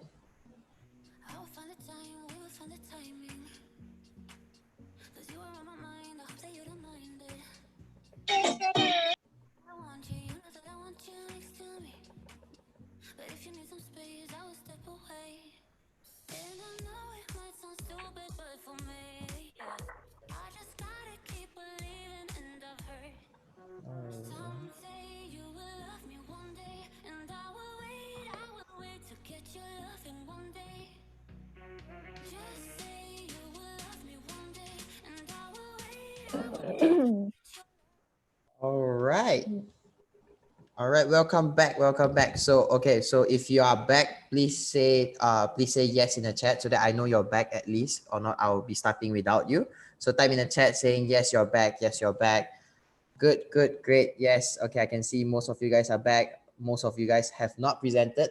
So I guess you guys are anxious and waiting for your turn. Good, good, great. So we will now move on with the next teams. Judges, I hope you guys are ready as well. As far as I've been briefed, you guys are ready and love the presentation so far and the pictures so far. So the next team, Team 6, which is Team Tesseract with Sri. So would you like to come out and share your screen as well as introduce yourself to the team? Yeah, hi. Okay, hold on. All right. I love the virtual background. Thank you. Okay, can you see my screen? Yep. Okay, hi everyone, I'm Vari, and I'm here today with my friends Aparna, Lysandra, and Vinita, and we're from Monash University. So we are Team Tesseract. So, All right. So you're ready? So with that, your 5 minutes starts now. okay, so we would like to ask everyone a question. So, have you ever tried to learn something and it just wouldn't stick? You try your best, but some subjects or topics are just not for you. Well, if you've ever felt that way before, then you're going to love our product, EduMelon. But before I get to our cool new solution, let me share some stats. So the COVID-19 pandemic has completely changed how education takes place in Malaysia. But Malaysia's e-learning capabilities are still at a nascent stage. What we need is an innovative solution to encourage and motivate learners across the globe. And that's exactly what we've done with our product, EduMelon. We do this using a new feature called Active Recall Learning. So what is Active Recall? Putting it simply, active recall is a memory technique where you recall information from your long-term memory instead of passively reviewing study material. In fact, studies show that active recall improves information retention by 2 times more than passive review. And also, there are currently no products on the market that can do this except for us. If you don't believe me, let's take a look at the market. So first of all, who are our target users? Of course, they'd be the students.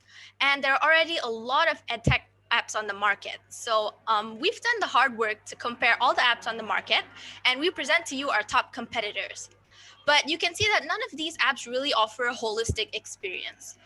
That's why we've compiled a list of features that these apps are missing and added them into EduMelon to promote a holistic education experience for students. And like I said before, we're the only app that uses the new feature Active Recall Learning, and it's the first of its kind in the market. So our product uses the benefits of active recall paired with natural language processing, which is a machine learning technique, to generate thought-provoking questions based on any kinds of notes or documents that the user uploads. Awesome, right? But how do we do this? So I will show you. Let's take a look at our app. So this is the prototype. First, you must log in and you'll be taken to the home screen. Here, you can see your daily streak, search for topics, or view your subjects enrolled. In the User Profile tab, you can personalize your profile and click Save. Next, we have the Subjects tab, where you can view all the subjects that you're currently enrolled in. You can also upload your own document or image. This is where you upload your notes to the app and choose the subject or topic that your notes are from, and you can click Upload. After you do this, EduMelon generates questions based on the notes that you uploaded for each topic. This is one of the main features of EduMelon, where we use natural language processing to generate questions for each topic based on the notes that you upload to promote active recall learning. You can also add and delete questions, and you can also make them available offline. Additionally, you can choose to share your generated questions with your friends through an email invite link. Another great feature our app has is the discussion forum. Here, you can collaborate and discuss learning material with other people who are studying the same thing.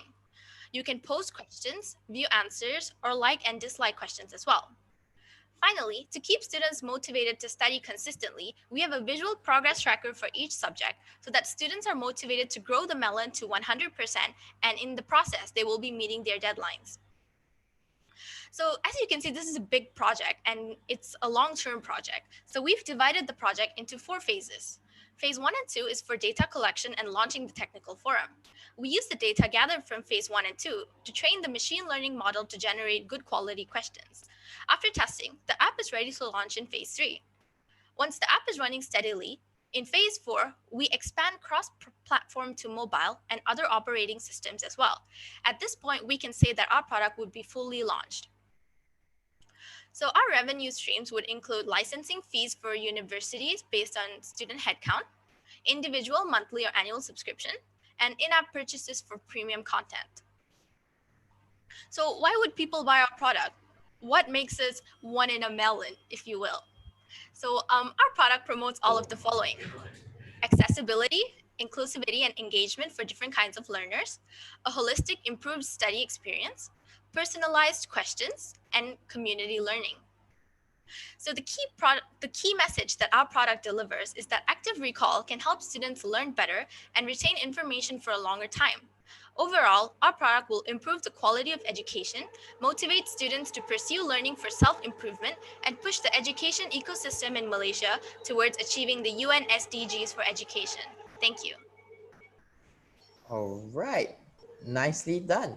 Good, Melon. Good job. So, all right, judges, any questions?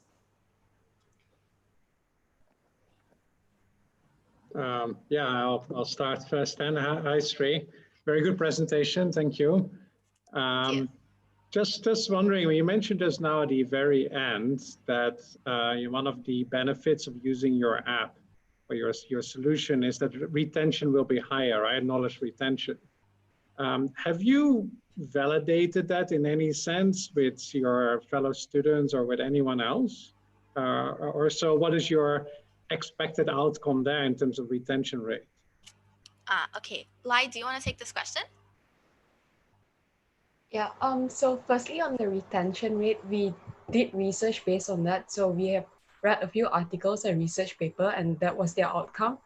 And then on how the students would use it, it's kind of like, you know, right before exams, sometimes you just go up to your friends and you'll be like, can you help me out with this? Can you test me out?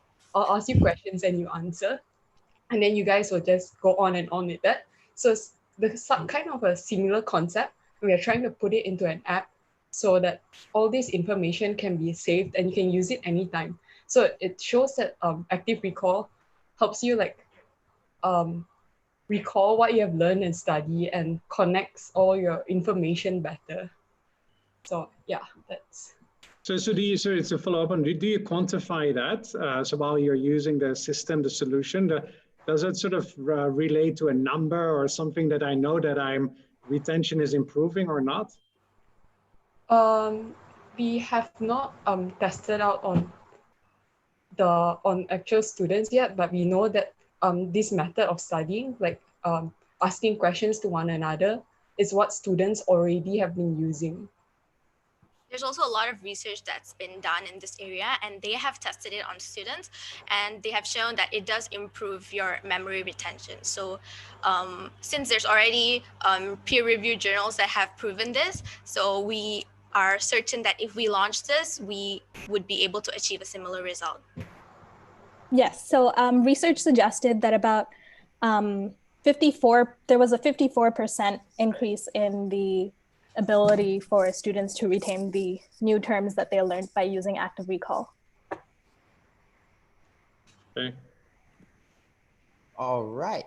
Any other judges would love to add on to that?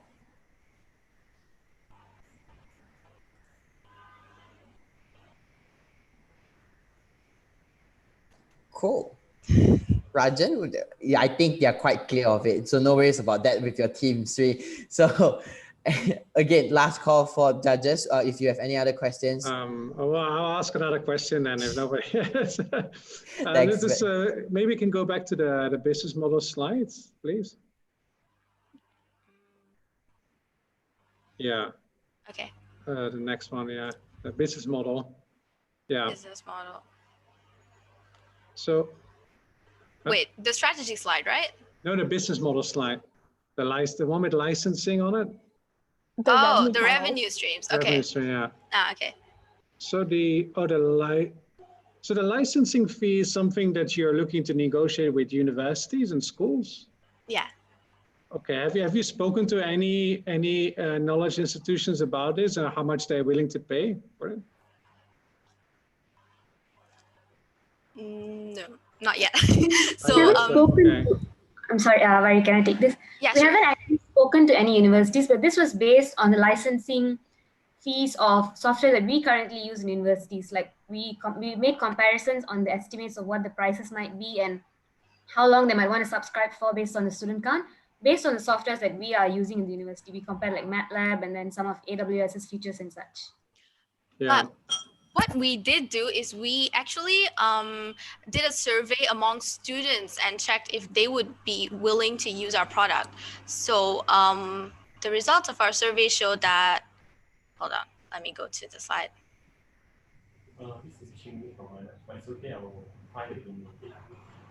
Okay, so according to the results of our survey, almost 70% of the students said that they would be likely to use a product like this, and almost 90% agreed that they would be accommodating to learners with different abilities and like slower learners, or to accommodate everyone and be beneficial. What's the sample size here? How many students did you ask this question? So we had around 60 responses. Right.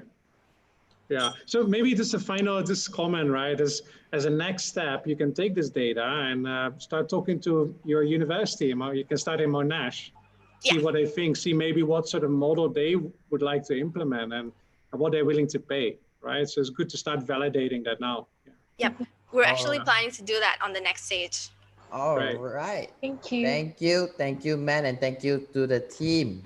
All right, it's a very good presentation, very good answering. So we shall now move on to the next team. Thank you again, Team Tesseract. Cool, we'll move on to Team 7. The Musketeers. So with Ibrahim. All right, with that, please do share your slide and introduce yourselves. Okay. Hello, I'm Ibrahim, and my team members Sadia, Lukman, and Amrin. Sadia will start. All right, so you guys prepared? Sadia, you ready? Yep. So All right, can you guys cool. see my screen? Yep. So with that, your 5 minutes starts now. All right. So Assalamualaikum and a very good afternoon to all the judges and everyone. So I'm Sadia and we're from Team The Musketeers. Okay. So today we're going to bring up to you our solution called Go Compost, where we take your waste back to your plate. Okay, so looking up at the need, 16,688 tons of food is wasted in Malaysia on a daily basis. Okay, have you ever wondered what happens to the food that you leave on your plate after you're done eating? Have you ever wondered what happens to them after it's been thrown in the trash can? On the other hand, farmers have to buy costly fertilizers and pesticides to make these crops and to bring vegetables and fruits to our plate. But these fertilizers and pesticides can be very harmful for our health. So there's three problems that we're going to address here. Firstly, food waste contributing to landfills and carbon footprints, farmers earning less than what they should have, and not having enough distribution channel, causing them to have surplus. And there is no direct connection between the farmer and the consumer.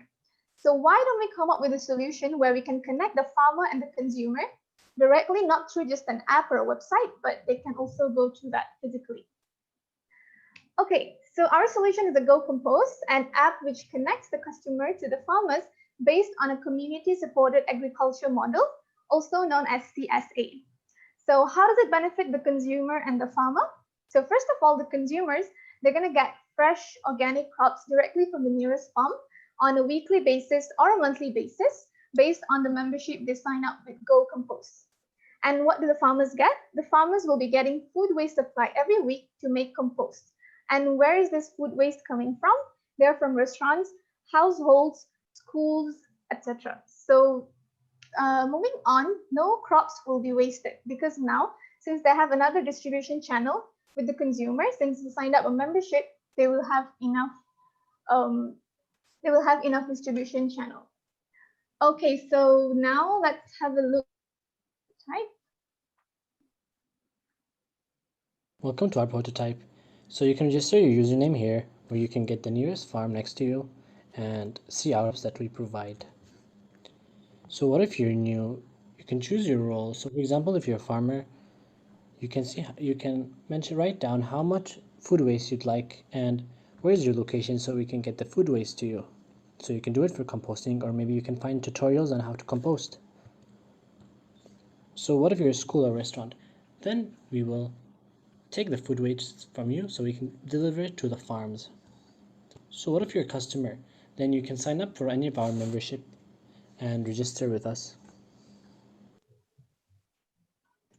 Okay, so I'll pass it on to Ibrahim. All right, so going to the next step is, who is our target market? Our main target market will be social restaurants and schools, because they will share the same view as us, in which we can reduce the food waste, in which they will not charge us. And we will also charge the people. We will also target people who are interested in reducing food waste. So could you go next? Next is our revenue stream. Our main revenue stream will come from the membership, in which the people will pay for a package, whether for it's 8 weeks or 6 weeks. And then the second revenue will come from farmers, when we will charge them for the transportation of the compost to their farms. Next. So based on our research, we found out like how are we better than our competitors. So the first thing we found out that our competitors, they won't have any membership or any pickup and delivery service, and they're still expensive, and they don't have any new distribution channels for the farmers. But for us, Go Compost, we provide membership for our customers with pickup and delivery service. We also cut down costs for farmers, and also we have new distribution channel for farmers.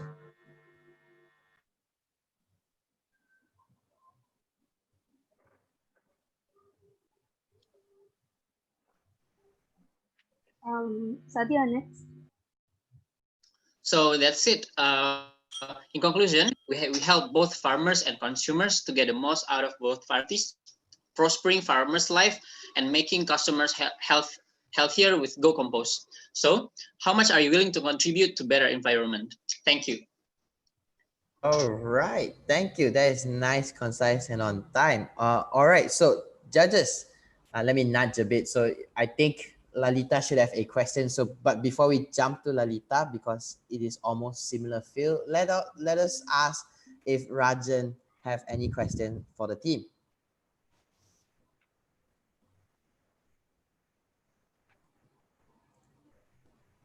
Rajan, are you there?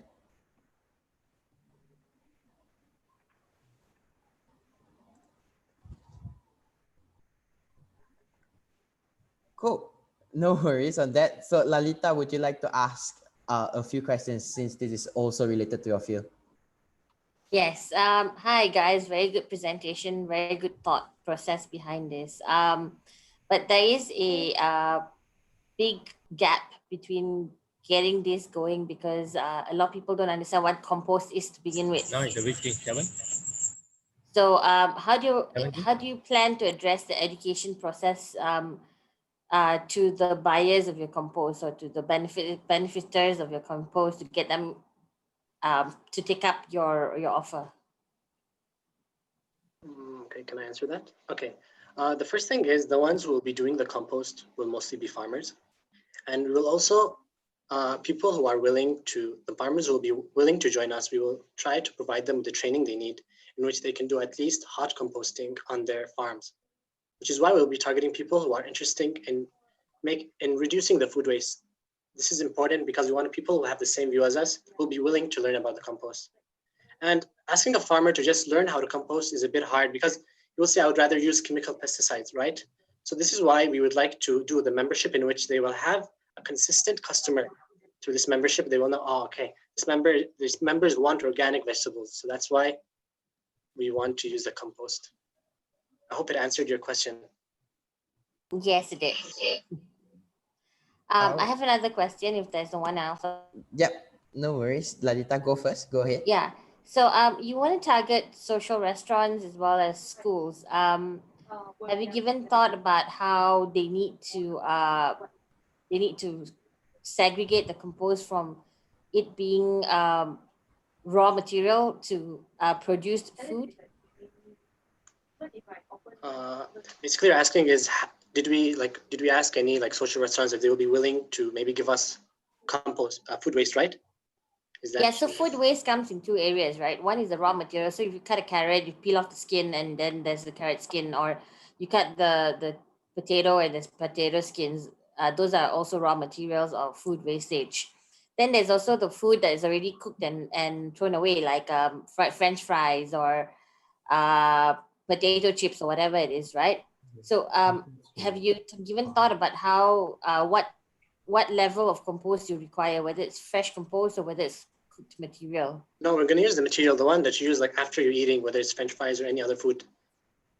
And we already contacted, I think one of our partners for this program, Masala Wheels. We asked him if you will be willing, as you're a social restaurant, so will you be willing, if you had somebody asked you for your food waste, would you be willing to at least separate it, at least for us, because you cannot put plastic and other stuff. So to be able to take it, we will need at least from their side, like a social contract. So he said, yes, if we had the same goal. So this is why we're targeting social restaurants and not big normal restaurants, because we need at least a bit support at the beginning to be able to start running and being sustainable. Good stuff. Thank you. Good start. Great. So Matt? Yeah, I've got one more question now.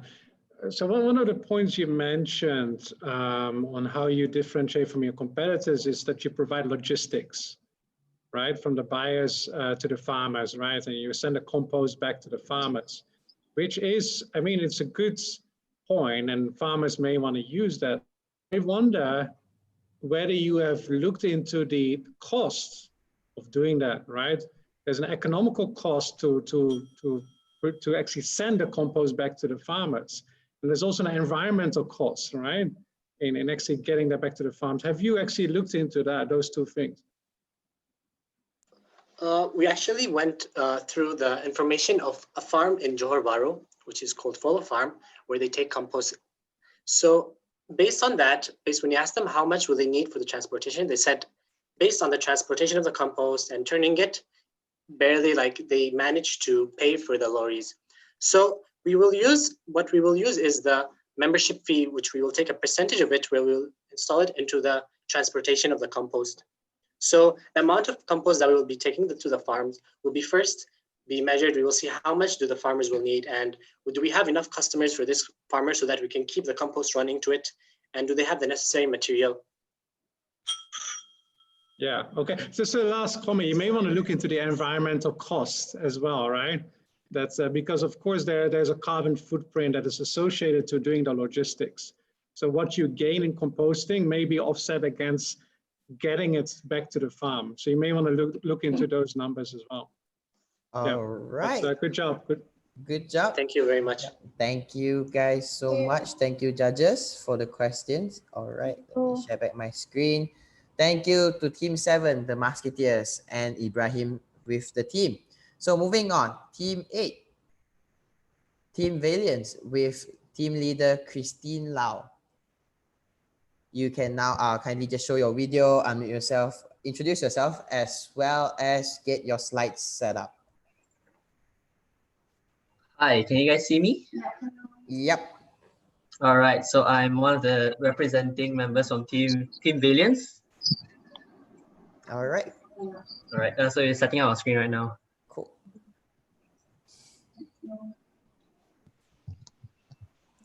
So while you're setting up your screen, do kindly introduce yourself so that at least we know who you are. Okay. Can you guys see the screen? Yep. It's loading currently. Okay. Yeah, sorry, it's a bit laggy. Why suddenly? All right. All right, okay. So hey guys, my name is Yang, an aspiring physiotherapist studying in INTI University Nilai. Joined with me today are my teammates from Monash University, Christine, Jiawei, and Wei Shen. And together, we are Team Valiance. All right. So this is, right. Yeah. So this is me, physio student, and based on my clinical placements in various hospitals and clinics, one issue I face is patients not following their given treatment plan. And I'm sure some of you don't even follow your doctor's instructions to reduce your fast food intake or do your weekly exercises. So yes, this is a very real and huge issue faced by clinicians. This can be very harmful because it increases your risk of health complications. It's also difficult for us to track your progress because we won't know if your exercise forms are correct until we see you again, which is probably in a month's time.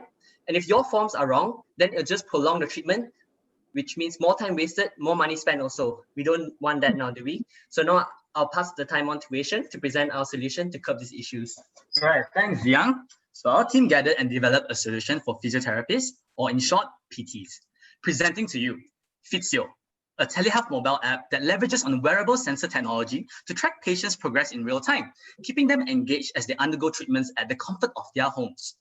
So Physio has two interfaces. The first is Physio for patients, which contains features to keep patients engaged throughout their treatment. The second is Physiotherapist for PTs, an extension and supplement for existing PT treatment plans to enable monitoring of patients' progress and provide real-time feedback. So here's our Physio app for the patient's prototype. In the homepage, patients can see physio exercises for the day at the top, and also their progress towards the completion. Below is the Explore feed, which will show the health and physio-related posts created by verified physiotherapists. So Dr. Karen here has shared a post, and if you click on her name, you'll be directed to her profile. This will detail Dr. Karen's biography and her clinic, a section for patients' reviews and ratings for her services, and also the post that she creates. Think of it as a LinkedIn, but for PTs.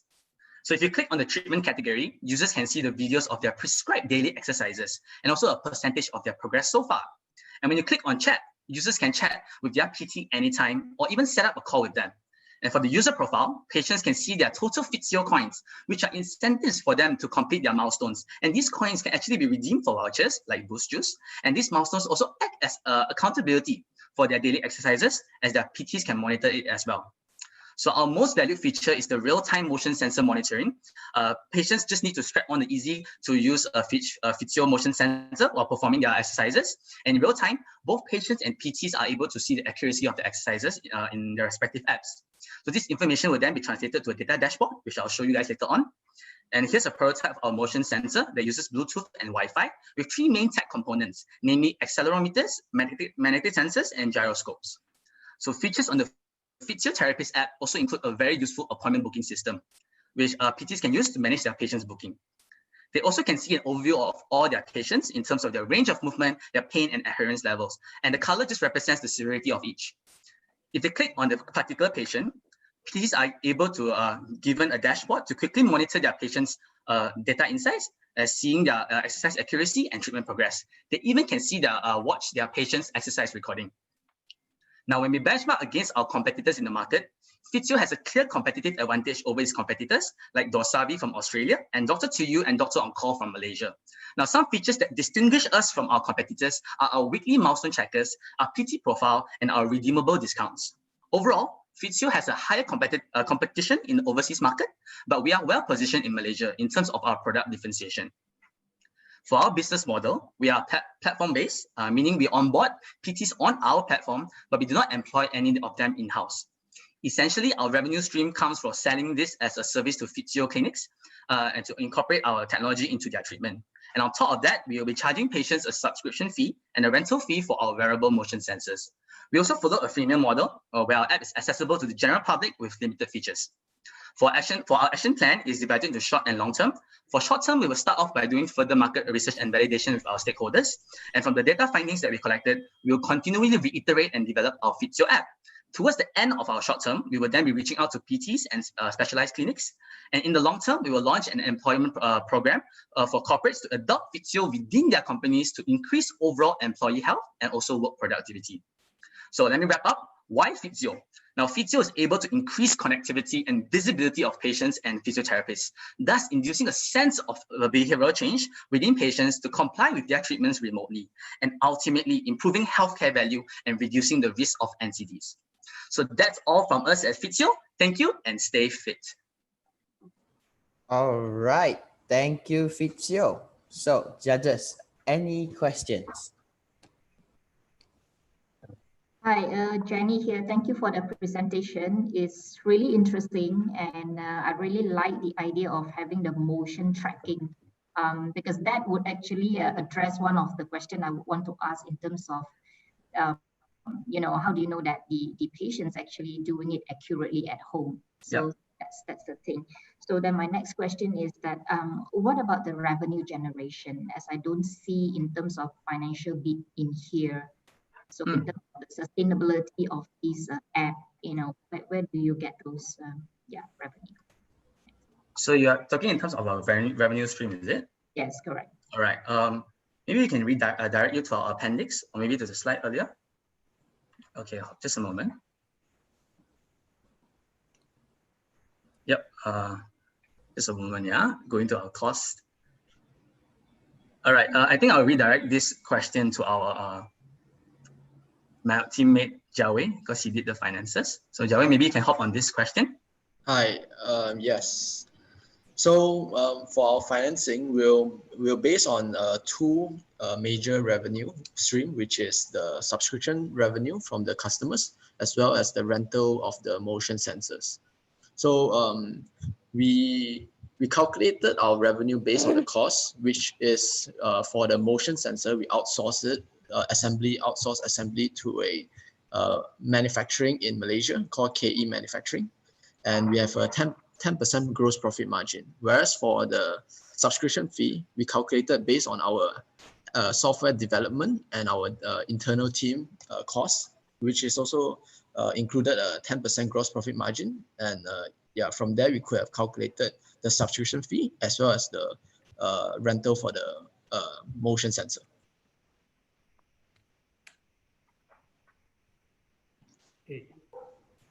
I have a question. Yes, Rajan. What's the total addressable market? Is it the physiotherapy market in Malaysia, or anybody who's interested in it? Yeah. Okay. Maybe we can direct you to our target audience. But essentially we are looking into Klang Valley, right? And we know that Klang Valley in terms of population is around 7 million.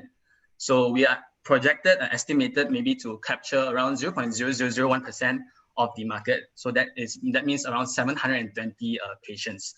And based on the metrics and the numbers earlier presented by Jiawei, we're looking at from an annual basis. So from our first year after we launched the app, we estimated around 700 patients during that first year. Yeah. In the Klang Valley? In the Klang Valley, yes. So capturing that percentage of the population in the Klang Valley.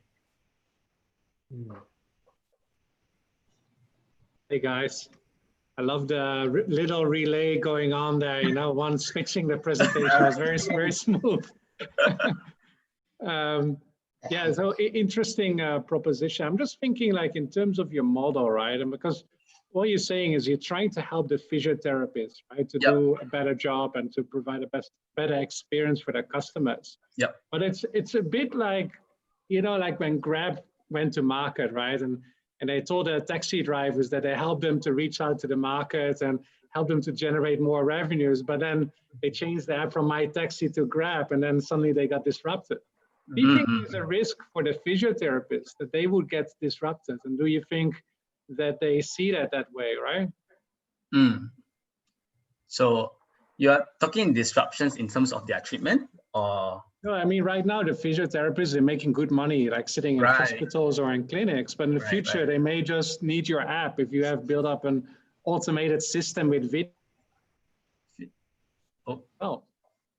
Sorry, sorry, we lost you there. You're a bit choppy. So do you think in the future you may not need the physiotherapist anymore? You can just use videos and other ways to reach out to patients. All right. Okay, maybe we can direct you to our patient journey map. So essentially, yes, it's not really it's disrupting their treatments, but it's acting more as not a replacement, but an extension and supplement for their current treatments. So in terms of treatment, physiotherapists still need very physical touch, also in real life.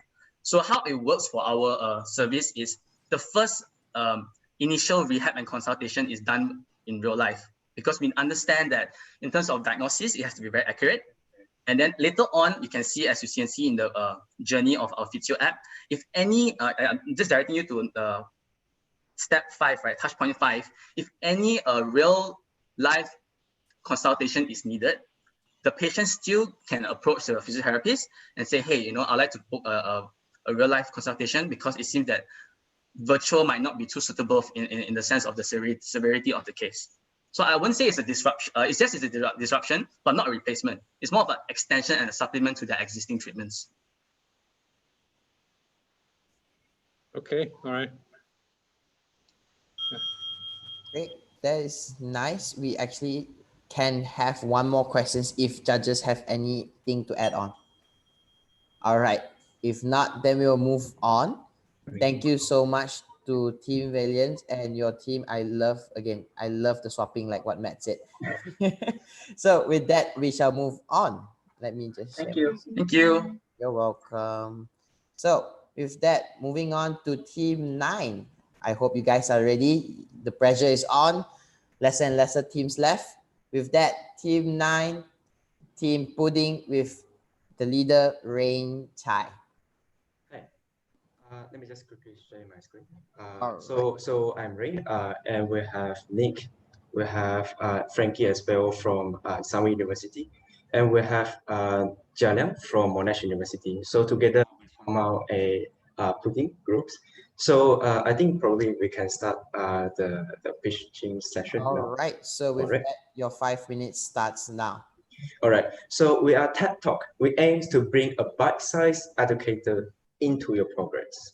So there is a research shows that a typical learner's attention span is around 10 to 15 minutes. But the typical video lectures, like the one that we experience in some universities or for other universities as well, is around 50 to 60 minutes. So that means around 75% of the time we're not paying attention. So that could lead to the confusion for the next topic, as we're not paying attention now, and ultimately like decrease our motivation to learn so for this particular subject.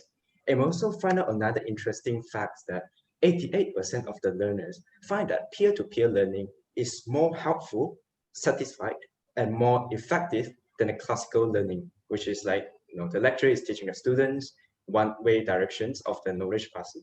So we find out that 88% of the learners actually prefer peer-to-peer learning more. So we come up with an idea, a TikTok for peer-to-peer learning, which is going to consist of like 6 minutes for each topic, a hard limit of 6 minutes for each topic. And we form out like a very original idea, which is what we call a knowledge towards, which is the element that we're trying to stress in on, the peer-to-peer learning elements. So let me quickly share. Okay. So we have our prototype here. So what you can see here, strength loading. All right. So what you can see here, this is the normal. This is a normal interface for users.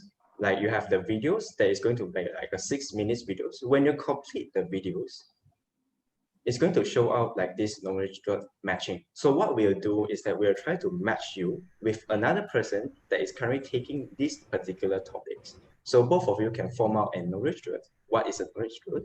Basically, we'll be giving out your questions to you, And within this 6 minutes of the maximum period of time, you have to both agree on the same answer. So if you can't convince another person that C is the correct answers or B is the correct answers, you both will be failing this knowledge load. So throughout this process, what we'll do is that we will try to convince another person or tell another person or teach another person that C is a correct answer. And I have been hosting 10 or 15 or 20 talks and workshops, and I find myself that it is not my audience that learn the most. It is me that I learn the most, because throughout this process, I'm actually teaching them, I'm actually convincing them, and I actually will learn more. So if I click on see it now, you're gonna see it's correct, and we'll go on to the next questions. So right now, after we complete this whole knowledge load, we will be moving on to the next topics, the next 6-minute videos, and you can see how this flow is going. So it's essentially a very bite-sized 6-minute video and a knowledge load for you to learn more from your friends and your peers. So what is the benefits of using this app? So throughout this process, you'll be able to retain or solidify your knowledge more compared with other people who go through the classical learning method. You're able to explore more topics compared with staying in your own university subjects. You're able to save more times, around 75% of the times. So we do have like a pricing models. We're following like a freemium models. For a free version, you're gonna have like the feature that we will show you just now, auto matching knowledge boost. You can save the topics and you can see your learning journey.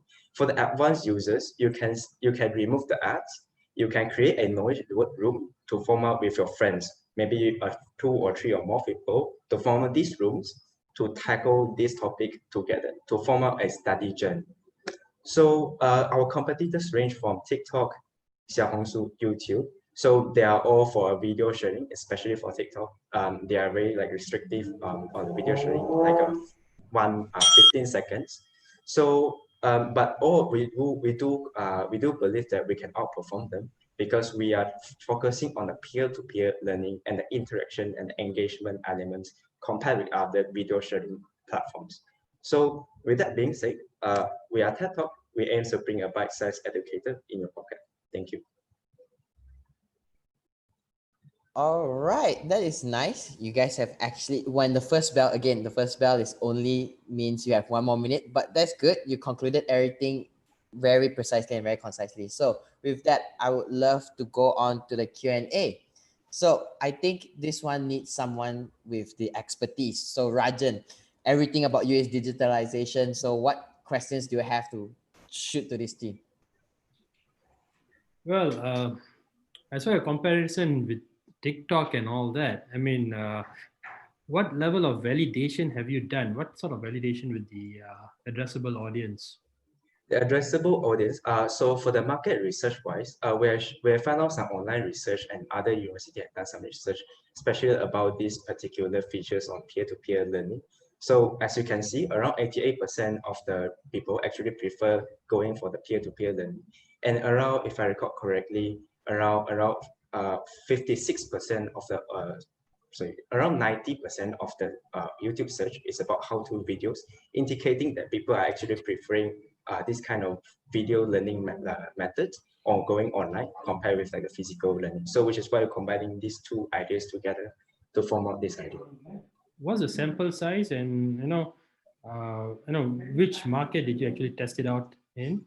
So we haven't actually rolled out the product, so we couldn't test out the market, but we're trying to having more and more testing in the future.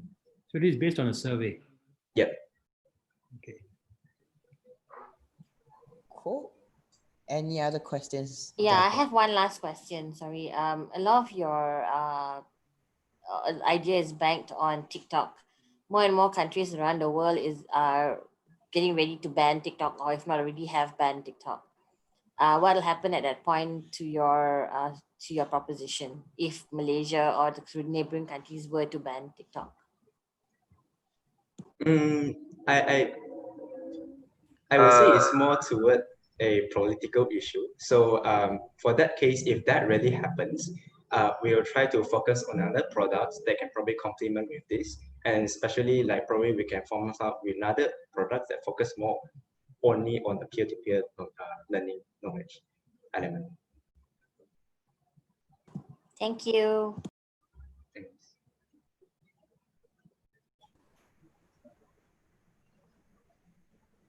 All right, great. Judges, any other one last question available open? Right. Matt? I'll take the opportunity then. I like the logo, the design. Quite nice. It's that top.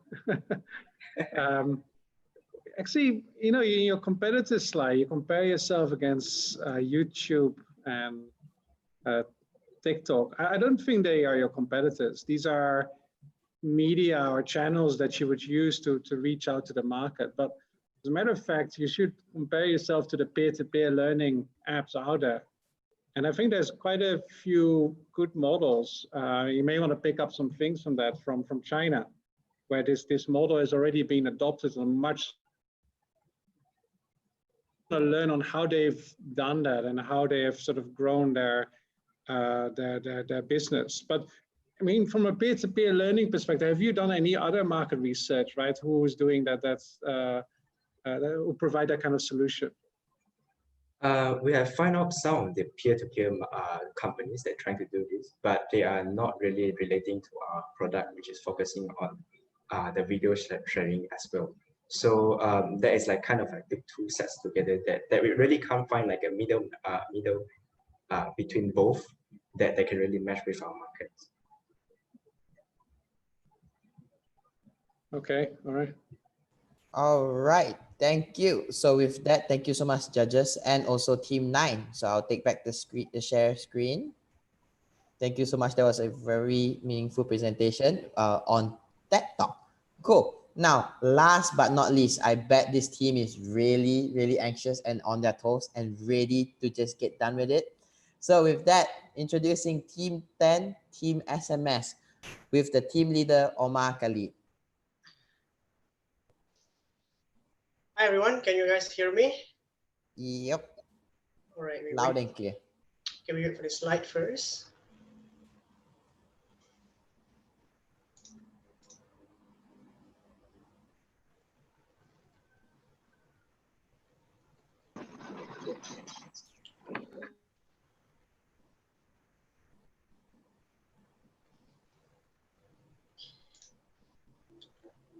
Good evening, everyone. We are Team SMS from UTM. Meet Omar. Omar is a 60-year-old retiree with NCDs. He lives very far from the clinic, which is very hard for him to meet a doctor. However, he still needs to see the doctor for his medication adjustment. This costs him a lot of time and money, and sometimes he mistakenly consumes the wrong dosage medicine. Omar is not alone. There are more Omar out there. Because of that, we come up with an idea by introducing Smart Medicine System, SMS. We are trying to solve three problems here. Problem number one, NCDs medicine is a long-term medication which leads patients to have a medication error.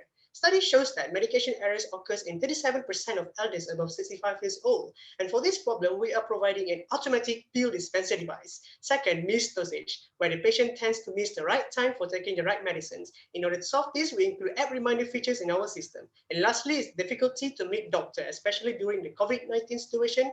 In solving this, we introduce remote dosage control. So how does it work? First, the doctor will use our app to monitor and update the patient's dosage, where the doctor are able to remotely control the dosage of the patient. Then the SMS device will be updated with the right amount and type of medicine. And when the right time comes, the patient will be notified by both the patient's app and the device alarm. These are the prototype components of SMS device. And this is a photo of our device. On the right here, as you can see, there is 3 purple discs which hold one type of medicine. And on the left here, we have the patient app and the doctor app, which will be explained later in the prototype demo. So what makes SMS so special? First, zero medication error. Second, notification. Our app is going to notify not only the patient, but also the patient guardian. With SMS, NCD patients will never miss a dose ever again. Third is the patient's dosage control, which is a groundbreaking feature where the doctor can remotely control the dosage, which means the patient does not to meet the doctor physically at all. Fourth, our device equips with pill monitoring features, where whenever the amount is low, it will notify the patient or our medicine supplier, which will then deliver it right at the doorstep of our patient. Furthermore, our product is portable, user-friendly, and affordable. On to the production timeline. Currently, we are raising funds for R&D purposes. After this, we will start developing SMS cartridge to have an easier refilling process. Next, we will start the development of SMS hole with higher capacity. And in June 2021, we will test our product by collaborating with Sunway Group to officially launch in the market. Then we plan to introduce SMS Integrate to link the device with smartwatches for monitoring features. And finally, we hope by the end of next year, we will be utilizing AI to improve the patient analysis. For the market size, it is expected that 10% of Malaysian population are elders aged above 60. 50% of that patient is hypertension. And out of this, we are targeting only 4% for our very first year. Next, we have two revenue streams. First is device sales. And second, the doctor needs to monitor the patient regularly. And the patient will have to pay for the monitoring fees. And we will take only 10% commission on each transaction. Furthermore, we have conducted several interviews with the elderly patients who have NCDs from various different backgrounds, including Malays, Chinese, and Indians, in order to get their opinions for improvement and validation. We have also interviewed with a medical doctor to get more feedback on our product, and we have managed to get the supporting letter.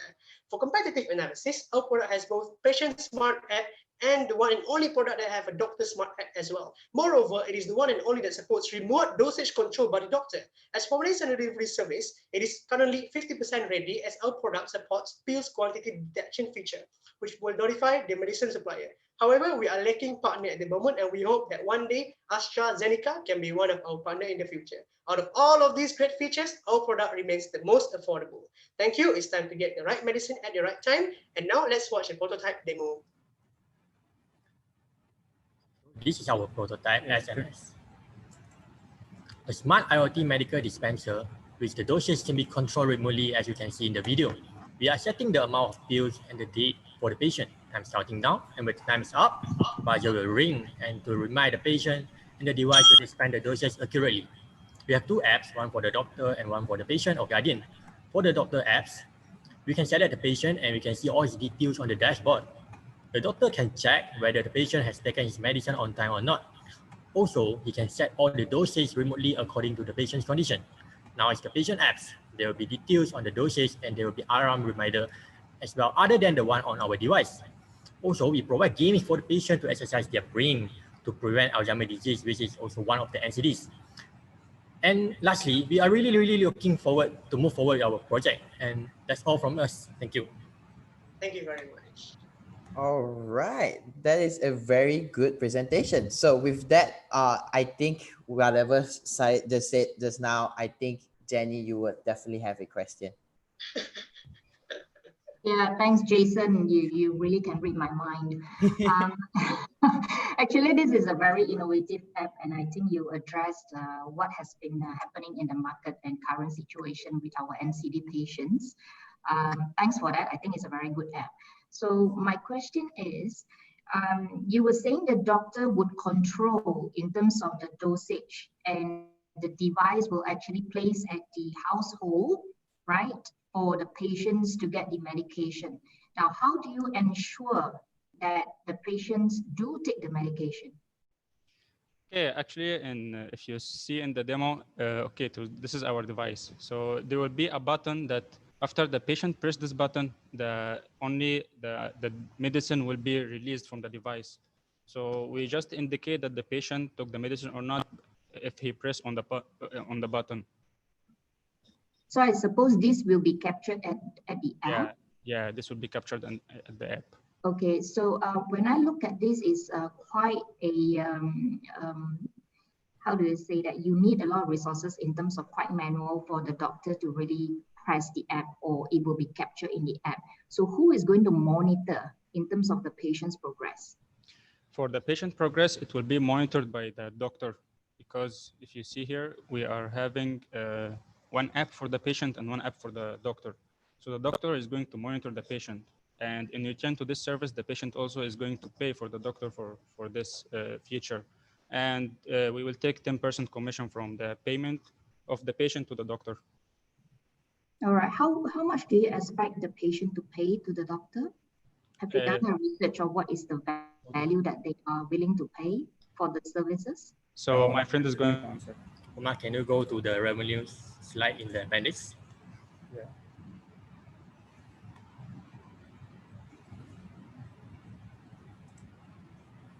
Can you see the slide? Okay, so for the first year of our commercializations, we actually target only 4%, which is around 65,000. And we have categorized into 4 quarters. And for example, in the first quarter, we are targeting 6,552 units, which means we have 6,552 patients. So for the quarter fees that you are going to charge for the patients is around 30 ringgit per quarter. This is, we will take 10%, which is 3 ringgit for the monitoring fee. And with that 10%, we already can collect 19,000 ringgit for the profit for the first quarter. And there will be the same charging rate for the same. And our expected revenue for the first year is around 1 million after minusing the operating costs.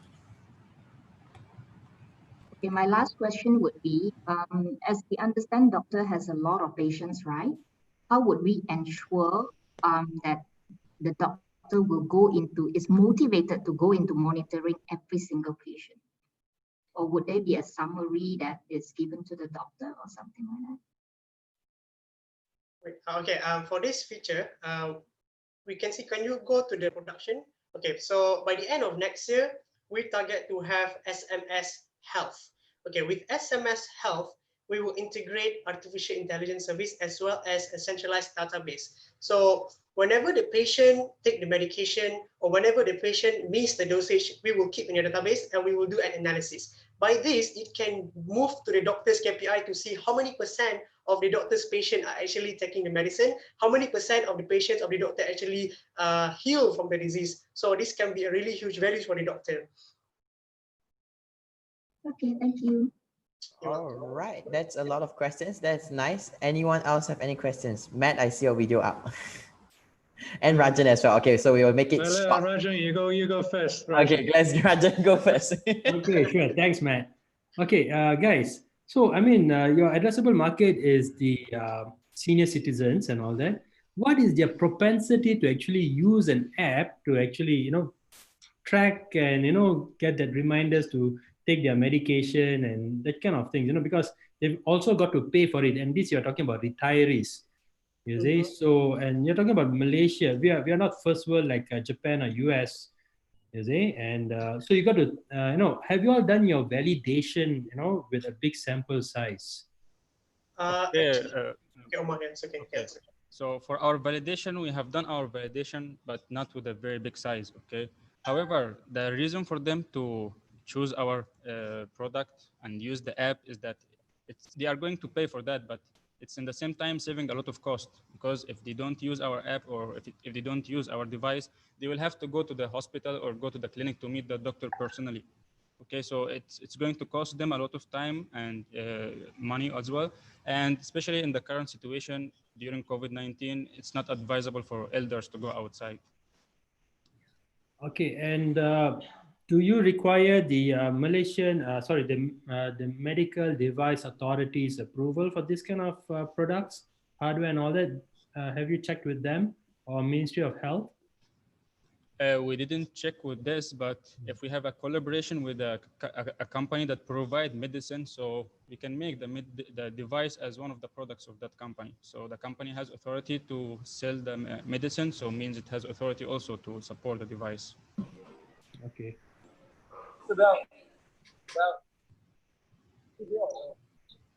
Great. So Matt, you had a question? Well, if there's still time, just a quick one. Okay. I think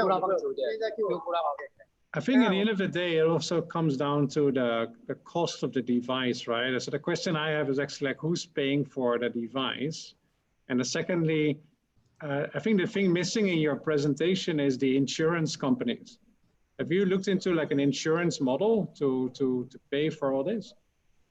Okay, for the device payment, we assume that the patient is going to pay for the device. It's either the patient or the family member who's taking care of the patient. And for the insurance company, I think this is a great input for us because we didn't really think about the insurance company at all. Yeah. So yeah, this is going to be a great input for us. Yeah. Okay, thanks.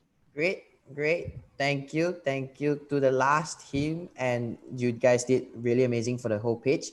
With that, let me just take back control of the slides. All right. So thank you to Team 10, Team SMS, and Omar and team. So with that, now we'll move on to the judges' deliberation. So judges, you've been sent a link to go to another Zoom meeting so that you'll be able to deliberate your results and compare it there and then. So with that, judges, please go ahead. While on the other hand, participants and people that is in the chat, with whether your guests or your participants itself, now let me introduce to you Tila from Somewhere iLabs to show you what is next after Make It Challenge. This is the most crucial part. Whether you win or lose, there is always something to look forward to. With that, Tila, would you like to share?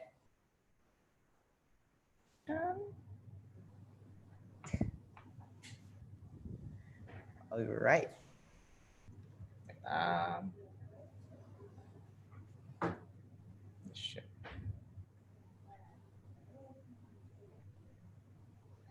All right. Hi, everyone. First of all, I must say that well done. I think from what we have done from the pitch rehearsal and everything, from all this mentoring session that we have had, all of you have done really, really well. And I'm really, really happy that all of you actually, at least most of you, took the advice that we gave and made some changes. Or even though it was just one day, I think less than one day, you made those changes and managed to compact your pitches and put up the really good challenge today. So congratulations for all of you on that side. So I think all of you need a clap. Yeah, seriously. So the best of everything has ended. So what's next, right? So we want to talk about what's going to happen right after this. So please concentrate, even though whether you're going to win the challenge or whether you're not going to win the challenge. So the main idea where we started about for the entire program for Make It Challenge, even in the early days itself, it's not really supposed to be a competition. It's supposed to be an online or collaborative challenge. So previously it was just a collaborative challenge. Now we have changed to online just because of this year. So the reason why we wanted it to be a collaborative challenge is because all of you are going to learn from one another, and all of these verticals, some of you may have some overlaps on some of the items that you have been doing. Now, some teams may not have some expertise in certain things. So if instead of looking out for someone else from somewhere else to hire to be part of your team, you can always go and meet some of the individuals that you thought, hey, I heard your presentation that day, and I think you're very good. And what are the solutions that you're doing are really good. So I would like you to be part of our team to work on the next steps and so on. So that's the entire idea of the Make It Challenge. So we have had, I'll show you some of the things that we're going to do later on, and also the community that we're going to try and build, okay? Okay, so let me see. Oops. Okay, now for the winning grant utilization, so all of you know that there's prize money. I know there's a there's a huge number here, but that's not the amount that we're going to give you. So there are a few things that you need to realize for the winners, right, later on. So the step number one is that milestone setting. So what we're going to do is that we're going to have a separate personal meeting with each one of your teams. So we're going to arrange that, probably give you a bit of rest for probably around a few days or a week. And then we arrange a meeting and discuss what are the things that we're going to set, especially when it comes to your milestones. So the grant utilization will be based on your milestone. So it's not that we're going to give you, if you're winning the first prize 6,000, we are not going to give that 6,000 cash. Now, the reason being is that we have seen from a lot of previous hackathons where people are just giving away cash money, nothing really happens. They just do not know how well to spend the money, and the money is being spent for a lot of different things that are really not pushing their agenda or their milestones forward. So we want this to be milestone based. So that's why it's a grant, not a gift. So everybody should understand that. So the next step would be expense planning. So once you have had that milestone set up, so to achieve those milestones, you will have some expenses. So this is where we're going to help you. It will be from you, but we will help you to guide which type of expenses are suitable for you to utilize the grant. And the next part is once we've done the expense planning, we will do the evaluation. So to see, are you about to reach your milestone? Whether you're going to really to get that milestone, whether you're on track or not on track. So if you're not on track, we will not provide that grant for you. Okay.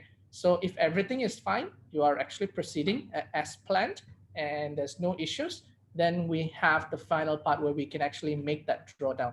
So we have this flexi drawdown methodology. So which means that it really depends on the milestones achievable. So based on milestones achievable, then you will get that cash amount that we have allocated for you.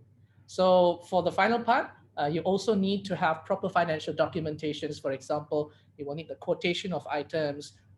If you're buying certain things, or if you're hiring someone, we want to be able to get that quotation, and also the relevant documents, the invoices, and so on, for you to be able to get that grant at the very end. So again, if you have any questions on this, today is not the day. So we will do a personal meetup with all the winning teams later on to discuss more on this. Okay, so this is the next part. So what about for the rest of you, right? So even if you're winning or you're not winning, it doesn't really matter for me, because a lot of you have a lot of good ideas. So it doesn't mean that your idea, if it doesn't win, that it doesn't have a potential, right? Because we have to choose a certain number of people. So that's our allocation. Now, for those of you who don't make it, there are a lot of things that we can actually do. Now, if you may end up pivoting, you may end up coming up with a different idea and so on. But please think of Sunway City as a test bed for you. So for those winning and non-winning, there are a lot of different things that you can actually do with us, especially because we have, oops, my slides are a bit wonky. So Sunway Group itself has various type of business units, from real estate to construction, to your entertainment side, education, hospitality, healthcare, and so on. Now, all of your ideas earlier has 3 pillars, correct? So we have had EdTech, which you have Sunway Education, and then you had digital health, where we have our healthcare, and then we also had agri-tech. So what's not inside here is that under our real estate, so or property, Sunway Property, we are also working with a lot of different what do you call methodology and new innovative ways of farming and agriculture. So we have Sunway FutureX Farm, which is up and running right beside our Sunway Medical Center. One fine day, it's going to be launched very soon. So once it's launched, you can actually come and visit and see whether some of you may want to work together with us to see whether it's something suitable that your solution can fit with us. So these are the different kinds of opportunity that we have. So please always think about this opportunity. After this, we're going to have a community build up. So we're not going to just say, hey, you're done, you didn't win, so that's it. No. So we always have good communication with you. I think this is some of the things that you already know before, but the benefits of the programs is not just here. There are a lot of things that we're going to do still, and we will always keep you invited, keep inviting you for our future programs. Like let's say if you run startup workshops, global partnership network opportunities, industrial mentorship, and so on. So we also are open to have our makerspace for prototyping. So we have a 3D printer, we have laser cutters, and we have a lot of IoT system tools for you to just come in here and make use of the prototype. I know that some of you students are like from really, really far away and so on, but our access and our doors are still open. Whenever you would like to drop by, just drop us a message on our Facebook, or you actually have my contact, Johnson's contact, and so on. So you can just drop us a message, come in, talk to us. And if you want to meet someone in the Sunway group that you think will help to push your idea forward, to do market validation or any type of validation at all in our city, you can approach us and we will guide you along the process. So it doesn't stop there. So the build side is just for the prototyping part and the market validation. Now we also have that launch phase where, other than the Make It Challenge, we have our accelerator program. So currently it's concurrently running, which is called the Super Accelerator program. But this year you may not be able to fit in, but next year we will still be running this program. And I'm definitely sure some of you would have reached certain milestones for you to be able to fit in our accelerator program. So in the accelerator program, we have a higher level or higher grade of workshops which are very industry relevant, which are very startup relevant, including legal advice and all that we provide, and potential funding, of course. So for this year, we have a 50,000 early seed funding and an additional of 50,000 funding later once you have been selected and vetted through our program. So that's that. And we also have, this is a slightly different part. So we also have a potential job and internship placement. So if you think that you're looking for a job, I know this is the most difficult time to find jobs and so on, but if you've graduated and you're looking for a job and you actually have the Make It Challenge program in your belt and you're part of our community, we would be able to help you by promoting your, what do you call, internship. If we know any job placements, we would help you with that, right? So because we have a lot of different business units and some of these business units may need your skill sets. And finally, yep, I think the Super Accelerator I've already mentioned. Okay, and this is the best part. Now, if you feel like this is not compulsory, but if you feel like this is something new that we are starting right now, only this year, because I know connectivity, especially when we have been doing all this thing virtually, connectivity might be difficult, and we want all of you to actually still work together and see what are the things that you can do. Therefore, we've created a Facebook group called the Make It Challenge. So find it out. So this is the logo that you will see. So go to our Facebook, so Make It Challenge Sunway iLabs, and just click request to be part of this group. This is a private group only for all the participants from the Make It Challenge program. Okay, so we will probably be also extending the invitation to your alumni of Make It Challenge programs before this. Okay, so if you're interested to be part of the community, then just go in there and we will do a lot of further communication of future activities, and all of you can interact with each other. If let's say one of you are doing some programs and you would like some help from someone else and you want to be able to break that barrier that you cannot break, then we would be able to help together. Okay, so again, the idea is the collaborative incentive. All right, so maybe if you have any questions, you can ask while we wait for the judges to be done. Or are the judges done? Nope, the judges would love to have a few more minutes. Okay, so the judges are not done. So let's see. Okay, I have a question for all of you. What do you think about the Facebook community group? Whether you'll be interested or not interested, or what other things that we can actually do to help you to build that kind of a community? Any feedback is welcome. Actually, I do have some ideas. Yeah, sure. Okay, so I've joined the previous challenge called Axiata ULTP. So what they do is that they have an alumni association for this. So what's going to be is that every time there is a free time, the alumni would come up with an activity, for example, a gathering or a sports event, or probably just a masterclass. So I think for Make It Challenge, it will be amazing if we can have something like this as well. Awesome. That's one of the things that we're trying to build with the Facebook group, so that all the future activities and all that we can get together, but use Facebook as a communication channel. Mm-hmm. Cool. Okay, yeah, that's great. Thank you. Okay, I'm just writing it down so that we know what to do. All right. So anyone else have any feedbacks or anything about everything else as well, or questions?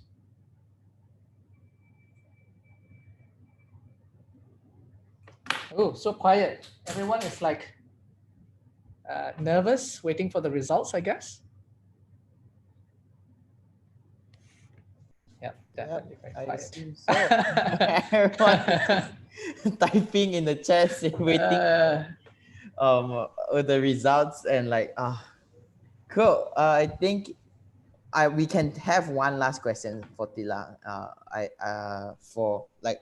Thank you so much for the feedback just now you shared, and the alumni, that I think Tila will take note of that. Yeah, correct. So any other addition to that? So any other thing that you wish to have? iLabs is here for you. So I've been working with iLabs personally for me for quite a long, I think from the start of my university, right, Tila? Yes, you have been there for a very long time. Right. So it's a very good ecosystem to be at, not just because the reason being is it's not just being a student platform. Tila, Jongshen, Karen, and Matt actually helps you to connect to the industry itself, to the startup scene itself, and to people. So that is my take, where you should actually join the Facebook group and stay in touch within their circle. With that, I think we will wait. I do have something else to add, because I think the judges are not ready yet. Yeah, correct, Tila. Right. So I just want to give you an example, right, of what actually happens and what our alumni have actually done. So one of our recent participant who did not actually win the Make It Challenge, but he was part of the Make It Challenge. And one of the people who were in the audience was, well, the participants get a certificate. I think we are getting a completion certificate. So one of the participants was promoting on an idea for smart meeting room systems and things like that. And one of the audience was very interested in the idea, but he was like asking, can you actually change that system to fit a zoo instead? So can we actually do this for a zoo management system, like keeping medical records for the animals, because animals are in different kinds of cages and the locations and all that, right? So the student ended up talking to the person, and the person was actually from Sunway Lagoon, and Sunway Lagoon has a tiny zoo inside the vicinity, right? So since we are part of Sunway, so what we did is that we worked with Sunway Lagoon together and finding the right people from Sunway Lagoon and help the students to build upon that idea. And he has implemented that idea with a project value of a certain value, right? So the student right now is actually running a startup for a lot of different kinds of IT solutions and also product solutions for various kind of people. And one of his main project is the Sunway Lagoon Zoo Management System. And that's one of their anchors when they started. So that's just one example. Even if you're not a winner, you get opportunities, but you need to be there. You need to ask for those opportunities. You need to find those opportunities when they come knocking. Okay. Okay, certificate, yes. So one thing about certificate is that, yes, we are providing certificates, but we don't focus on the value of certificates. We want implementation. We want to see, it's all about the experience. I think in one point in time, right, people are not going to look at your certificates anymore. People are going to ask you, so what's your experience? What have you done? Show me your project. And they won't look at your certificates. So just sharing that. All right, I think the judges are ready. Is there a shirt? Oh no, yeah, actually that's a good idea. Probably we should come up with a merchandise for Make It Challenge. I will be the first to purchase that. Okay, back to you, Jason. Cool.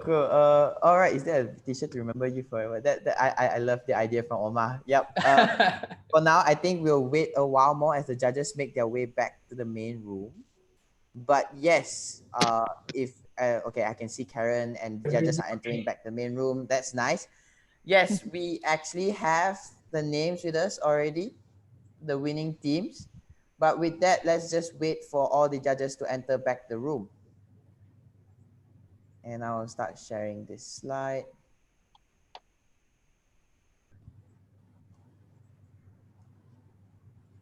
Great. Welcome back, judges. Welcome back. Hope you guys had made your decisions on who your top threes are.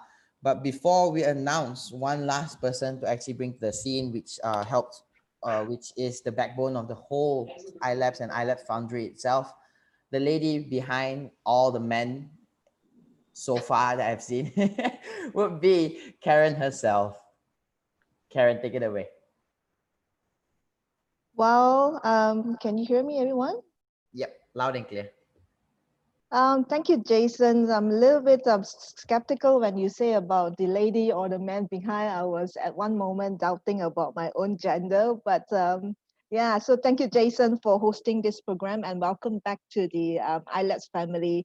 For everyone's information, Jason is the Make It Challenge champion back in 2018, and welcome home, Jason.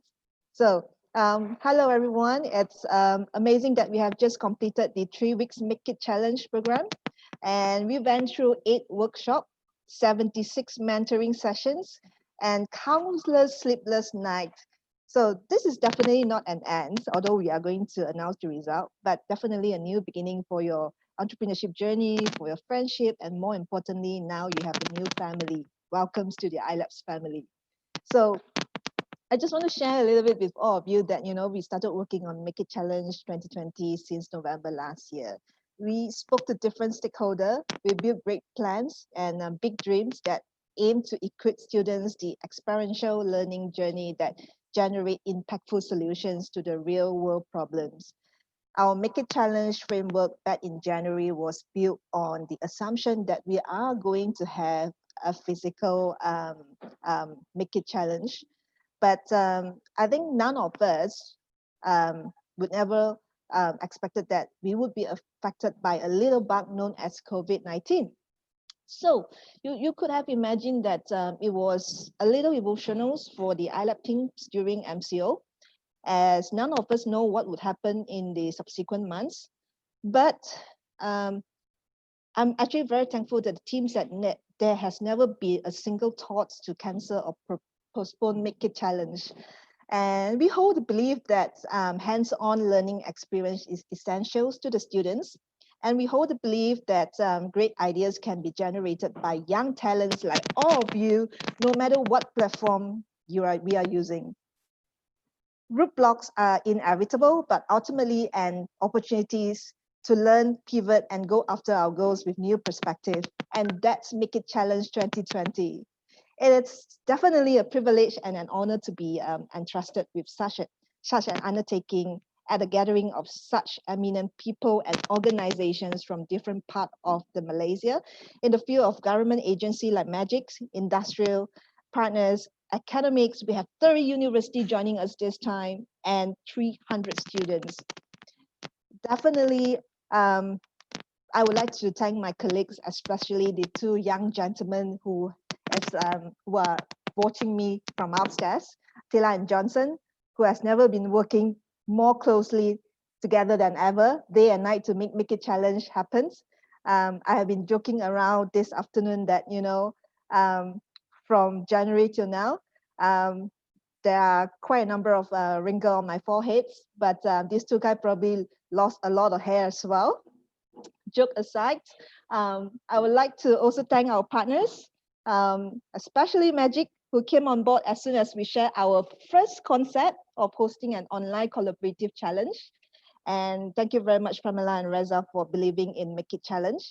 And a big thank you to all wonderful partners such as AstraZeneca, Alfam, Dialogue in the Dark, and Masala Whale. And not to forget our best friend who is right next with us, Sunway Tech Club, a student club in Sunway University that anchor peer-to-peer learning. Thank you for running the prototyping workshop. And to all mentor, Make It Challenge could not happen without you. Thank you for contributing your time. It's probably a record for any hackathon in Malaysia for having near to 80 mentoring sessions. And to all participants of Make It Challenge, thank you for stepping out from your comfort zone and make a difference. You are the best. And I'm going to share with you that in about 3 weeks' time, we are going to host the Make It Challenge Homecoming series. And do come back to us, to Sunway iLabs, and then let us know, for us to let you know, know you more in person. So I'm not going to take up too much time, and I think everyone, you are also very anxious about the result of Make It Challenge. So thank you, everyone, and over to you, Jason. Correct. I think most of them are so fixated and just waiting for the results to be announced. And with that, the final winners announcement. So are you guys ready? So if you guys are ready, this time I really want to know and really want to feel your energy all the way from here. If you are ready, type ready in the chat. Type ready in the chat. Yes, Ibrahim, drum roll, correct. Type ready in the chat. If you guys are ready to announce, type ready in your chat. So the next question for you, if you think your team has won, which team out of the 10 selected teams just now, which team is the top 3? Name your team. Correct. Syed immediately put SMS. Mr. Lai SMS. Where is the other few teams? Why is everyone spamming SMS? Have you lost confidence already? I think before we announce, I would also like to thank the judges that have been working very diligently behind the scene for the past 2.5 hours. I think if you may just turn on your screen and then to wave to them as a way to say thank you to them. We would appreciate very much. So let's do that together. Correct. Thank you very much. Thank you. Right. Thank you. Thank you. Thank you. Thank you. Awesome. I think you can actually sense the participants' nervousness and anxiousness all the way where they say thank you. Also, their voice is cracking already. So without further ado, I honestly really love this part. It is just the winner announcement. And this is the part where a lot of you guys either feel very thankful or you feel like you need to do more work. And that's the part where you continue learning. And that's where continuous learning comes in play. With that, Jason, you're not making you're not just making the participant nervous, but you're making me very nervous as well. correct. Trust me, I'm as nervous as you because it's been quite a while since I did such lively and hype thing. Correct. Everyone is a winner. CN, I really love your concept. Everyone is a winner. But for this, I would love to announce the top 3 that will be walking home with the awards for Make It Challenge 2020. And with that, I hope you guys can hear. All right, with that, I would like to announce to you the second runner-up with 1,000 iLab Startup Grant, 1,000 Social Impact Matching Grant, and mentorship with Sunway iLabs. The winning team to second runner-up is Team Hydrogen. All right, give a round of applause. Woo! Cool. Nice. I love the judges. I love the energy. Everyone's virtually clapping. Everyone's virtually clapping. I like the energy. I love the energy. Whoa, cool. I love the energy. So for the award itself, so let me just lower the volume of my music because apparently it's all right. Cool. So with that, I hope for those winning, again, I totally forgot, ran through my mind. I'm already nervous itself. So the winning teams for you, all you need to do is after this message Tila or Karen or Jongshen, either one of them, that you're the winning team. They already have a list. They will actually liaise with you on your rewards. With that, are you guys excited? So Hydrogen, you are relieved. Congratulations, really congratulations. So let me just, Team Hydrogen, can you like show your camera and say hi? Hello. Yeah, I'm Andrew from Team Hydrogen. All right, hi Andrew. Somehow my camera is not open. No worries. Because I think the host has stopped. Anyway, yeah, I'm just. All right. How do you feel right now? I'm quite surprised that we made it. Quite surprised. That's a good sign. That's a good sign. All right. So remember this moment again. After this is to contact with them, and then you get your prizes. So with that, congratulations once again. And with that, the other 9 teams, I think you guys are like 1 down, 2 more to go. The more crucial one is coming. So with that, again, I love music, and I hope do you guys hear the music just now? Yes. Yep. I love the music, and I really, yes. All right, cool. I hope it hypes you up as well as it hypes me up. So with that, now to announce the first runner-up. The first runner-up with 1,000 iLab Startup Matching Grant, 1,000 Social Impact Matching Grant from Magic, and mentorship with Sunway iLabs. Now, I think Karen would love to announce this team. And the winner for the first runner-up goes to... The clue is the presenter, one of the presenters share the same surname as me. It's also LAU. The second clue is my name was mentioned, my first name was mentioned in their slides. Anyone can guess, and you can type the answer in the chat box. So is it your team? Please unveil yourself. Yes, if you think it's you, please just unmute and shout and give me a shout. So let me take the honors to announce the first runner-up goes to Team Valiance. Congratulations, Team Valiance. Yay! All right, Team Valiance. So I now need you to, again, same, show yourself, unmute, and I really... Oh my God. Thank you. Thank you so much. Thank you. Ah, this is very nice. I love your energy. Okay, so again, I'm not gonna ask the same question. What do you feel? Like, so out of the whole journey, from pitching, from the whole mentorship and everything, which was the most memorable journey for Make It Challenge 2020 for you? I think our internet. Sorry? The most memorable journey for you throughout the Make It Challenge 2020. Most memorable. Hi, you guys hear me? Yep. Okay, sorry, I think our internet was quite bad just now. Our most memorable journey, I'd say would be seamless nights. Legit. Just now I was lagging out. I mean, our internet was lagging out a little bit, so we might not have heard your whole question. But yeah, we had like sleepless nights. It was quite stressful. Like everyone's in my house now, so we are just like working together. The past few days, like literally, they stay very far away, so they have to come over like I don't know 1 hour drive and all and that. So I would say it's like the team bonding.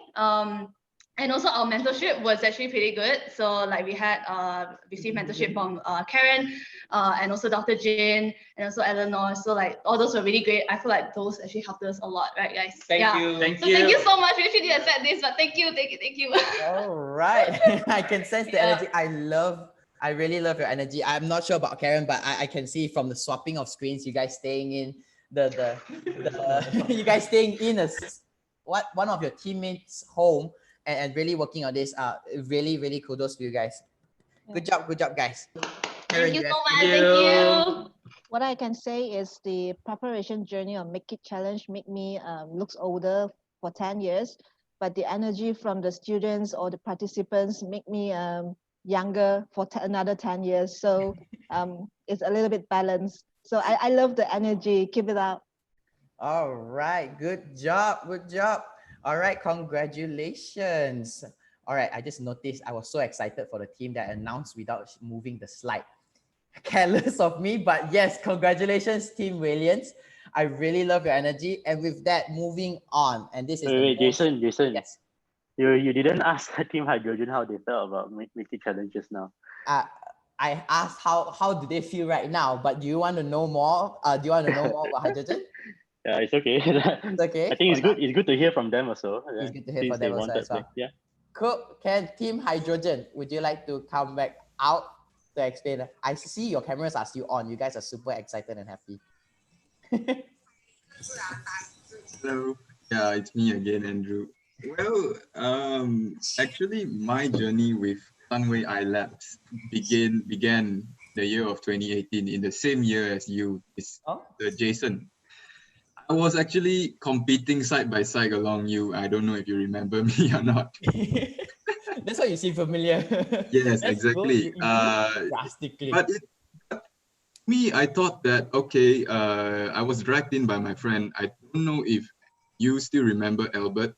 He was quite engaged with Sunway iLabs as well. But I was dragged in by him at first. So we just went in, pitched a little, then I thought my journey would have ended after that. But this year, it's by chance, another friend of mine came and dragged me into this competition again. So I took up the challenge, and I can't believe that. Well, I actually actually achieved something in this competition. Thank you very much. Great. That's great. A huge round of applause for you. Really, for me personally, hearing that story that you got, I was like, I think it's a calling for you. Entrepreneurship is like legit calling you. Your friends are like one by one pulling you back in. So I think Karen will agree. Karen is smiling. So yeah, it's like, do stick with iLabs more. Really, you will learn so much more than this, and especially connect and really network with the people here, especially the judges as well. I appreciate what iLabs is doing, because allowing an entire city as a living laboratory is a very, very ambitious idea, and I actually respect the Sunway Group for doing that. Hi, Clement.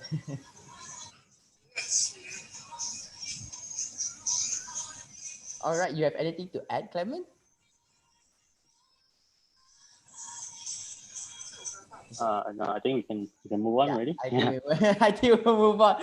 So sorry, I think you're lagging. Okay, no worries about that. With that, I think again, team 3 and team 2 is out of the way, and left with one team left to be crowned champions for Make It Challenge 2020.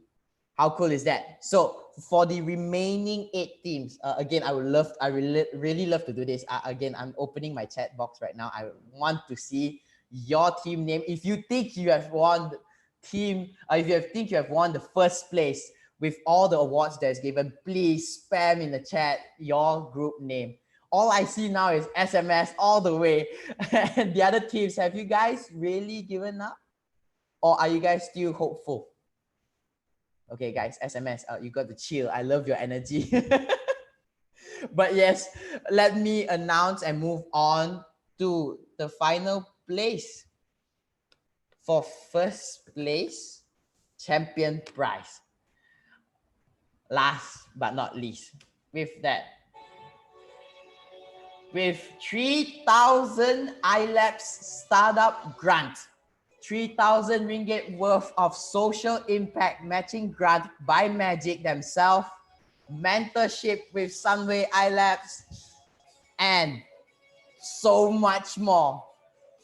Karen, will you do the honors? The winning team and the champion of Make It Challenge 2020 goes to... It goes to, what do you use before WhatsApp? Nice one, Karen. Very nice one. So what do you use before WhatsApp? SMS! SMS! Correct. And the champions of Make It Challenge 2020 is Team SMS. Congratulations. Congratulations. Thank you. Nice one, Karen. Nice one. All right. I think you guys are super speechless right now. I can see Seth is just dropping his chair and he can't speak anything. Omar is also speechless. Wei Sheng is also speechless. I love your energy. I love how you guys spam in the chat. So with that, again, the same question. So how, what is that thing? Okay, Jongshen, would you like to ask a question instead? Yes, go ahead. Go ahead, Ask a question. Correct. Okay. Oh, so Omar, I guess, asking me every day what to do is Your tips are really useful. So I guess now is the time for you. What do you think of the competition and how have it, helped you with your entrepreneurship journey? Actually, for this competition, I have participated some of other competitions before, and this competition is really one of the most organized competitions that I have participated. It's really very good competition. Like all the mentors are very helpful. All the committee is very good. Yeah. So I would like to thank all of you for your tips, for your everything. Yeah. So, are you guys planning to come to KL after? Yeah, sure. Please drop by our makerspace. We would welcome you. And I think it's a really lovely prototype that to show other students as well, to say, this is how you build a prototype to showcase your idea. Yes, correct. So again, backtrack again. For me personally, the prototype is the best thing that you can show to doing a pitch competition, because that's how I got my championship placement at 2018 as well. So congrats and kudos to you guys. So with that, again, everyone else, again, you guys are all winners. You guys made it all the way to top 10. Imagine that, from so many teams, you guys made it to top 10 through the amount of mentorship and training, and also sessions that you guys have. So with that, again, I would like to thank not just the participants, but also the mentors, as well as ecosystem partners that have been collaborating along the whole way. Really, really thank you guys so much for making all of this happen. I think iLabs would also like to extend their utmost gratitude. Right, Tila?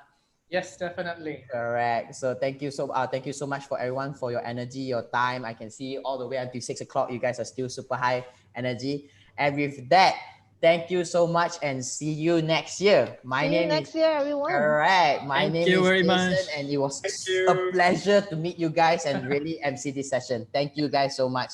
Thank So, you. yeah, thank you. Bye-bye. Take care. Bye-bye. Bye, everyone. Bye, everybody. Stay connected. Join our Facebook page, Facebook group. I saw some of you have applied already to join. All right, thank you guys so much. Really love the energy. I hope you guys gain a thing of two. Congratulations to the winning team again. Oh, thanks. Guys, come.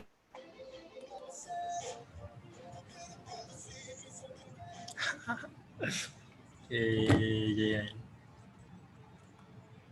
Are you guys still in shock that you guys can't process? No, we're good. We're leaving now. Thank you so much. Thank you. Thank you.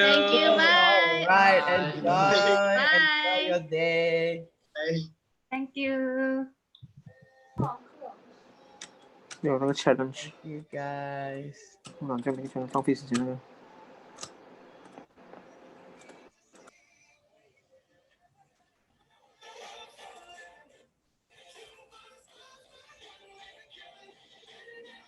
All right. I think you will need to stop the YouTube. The YouTube live has to go off first.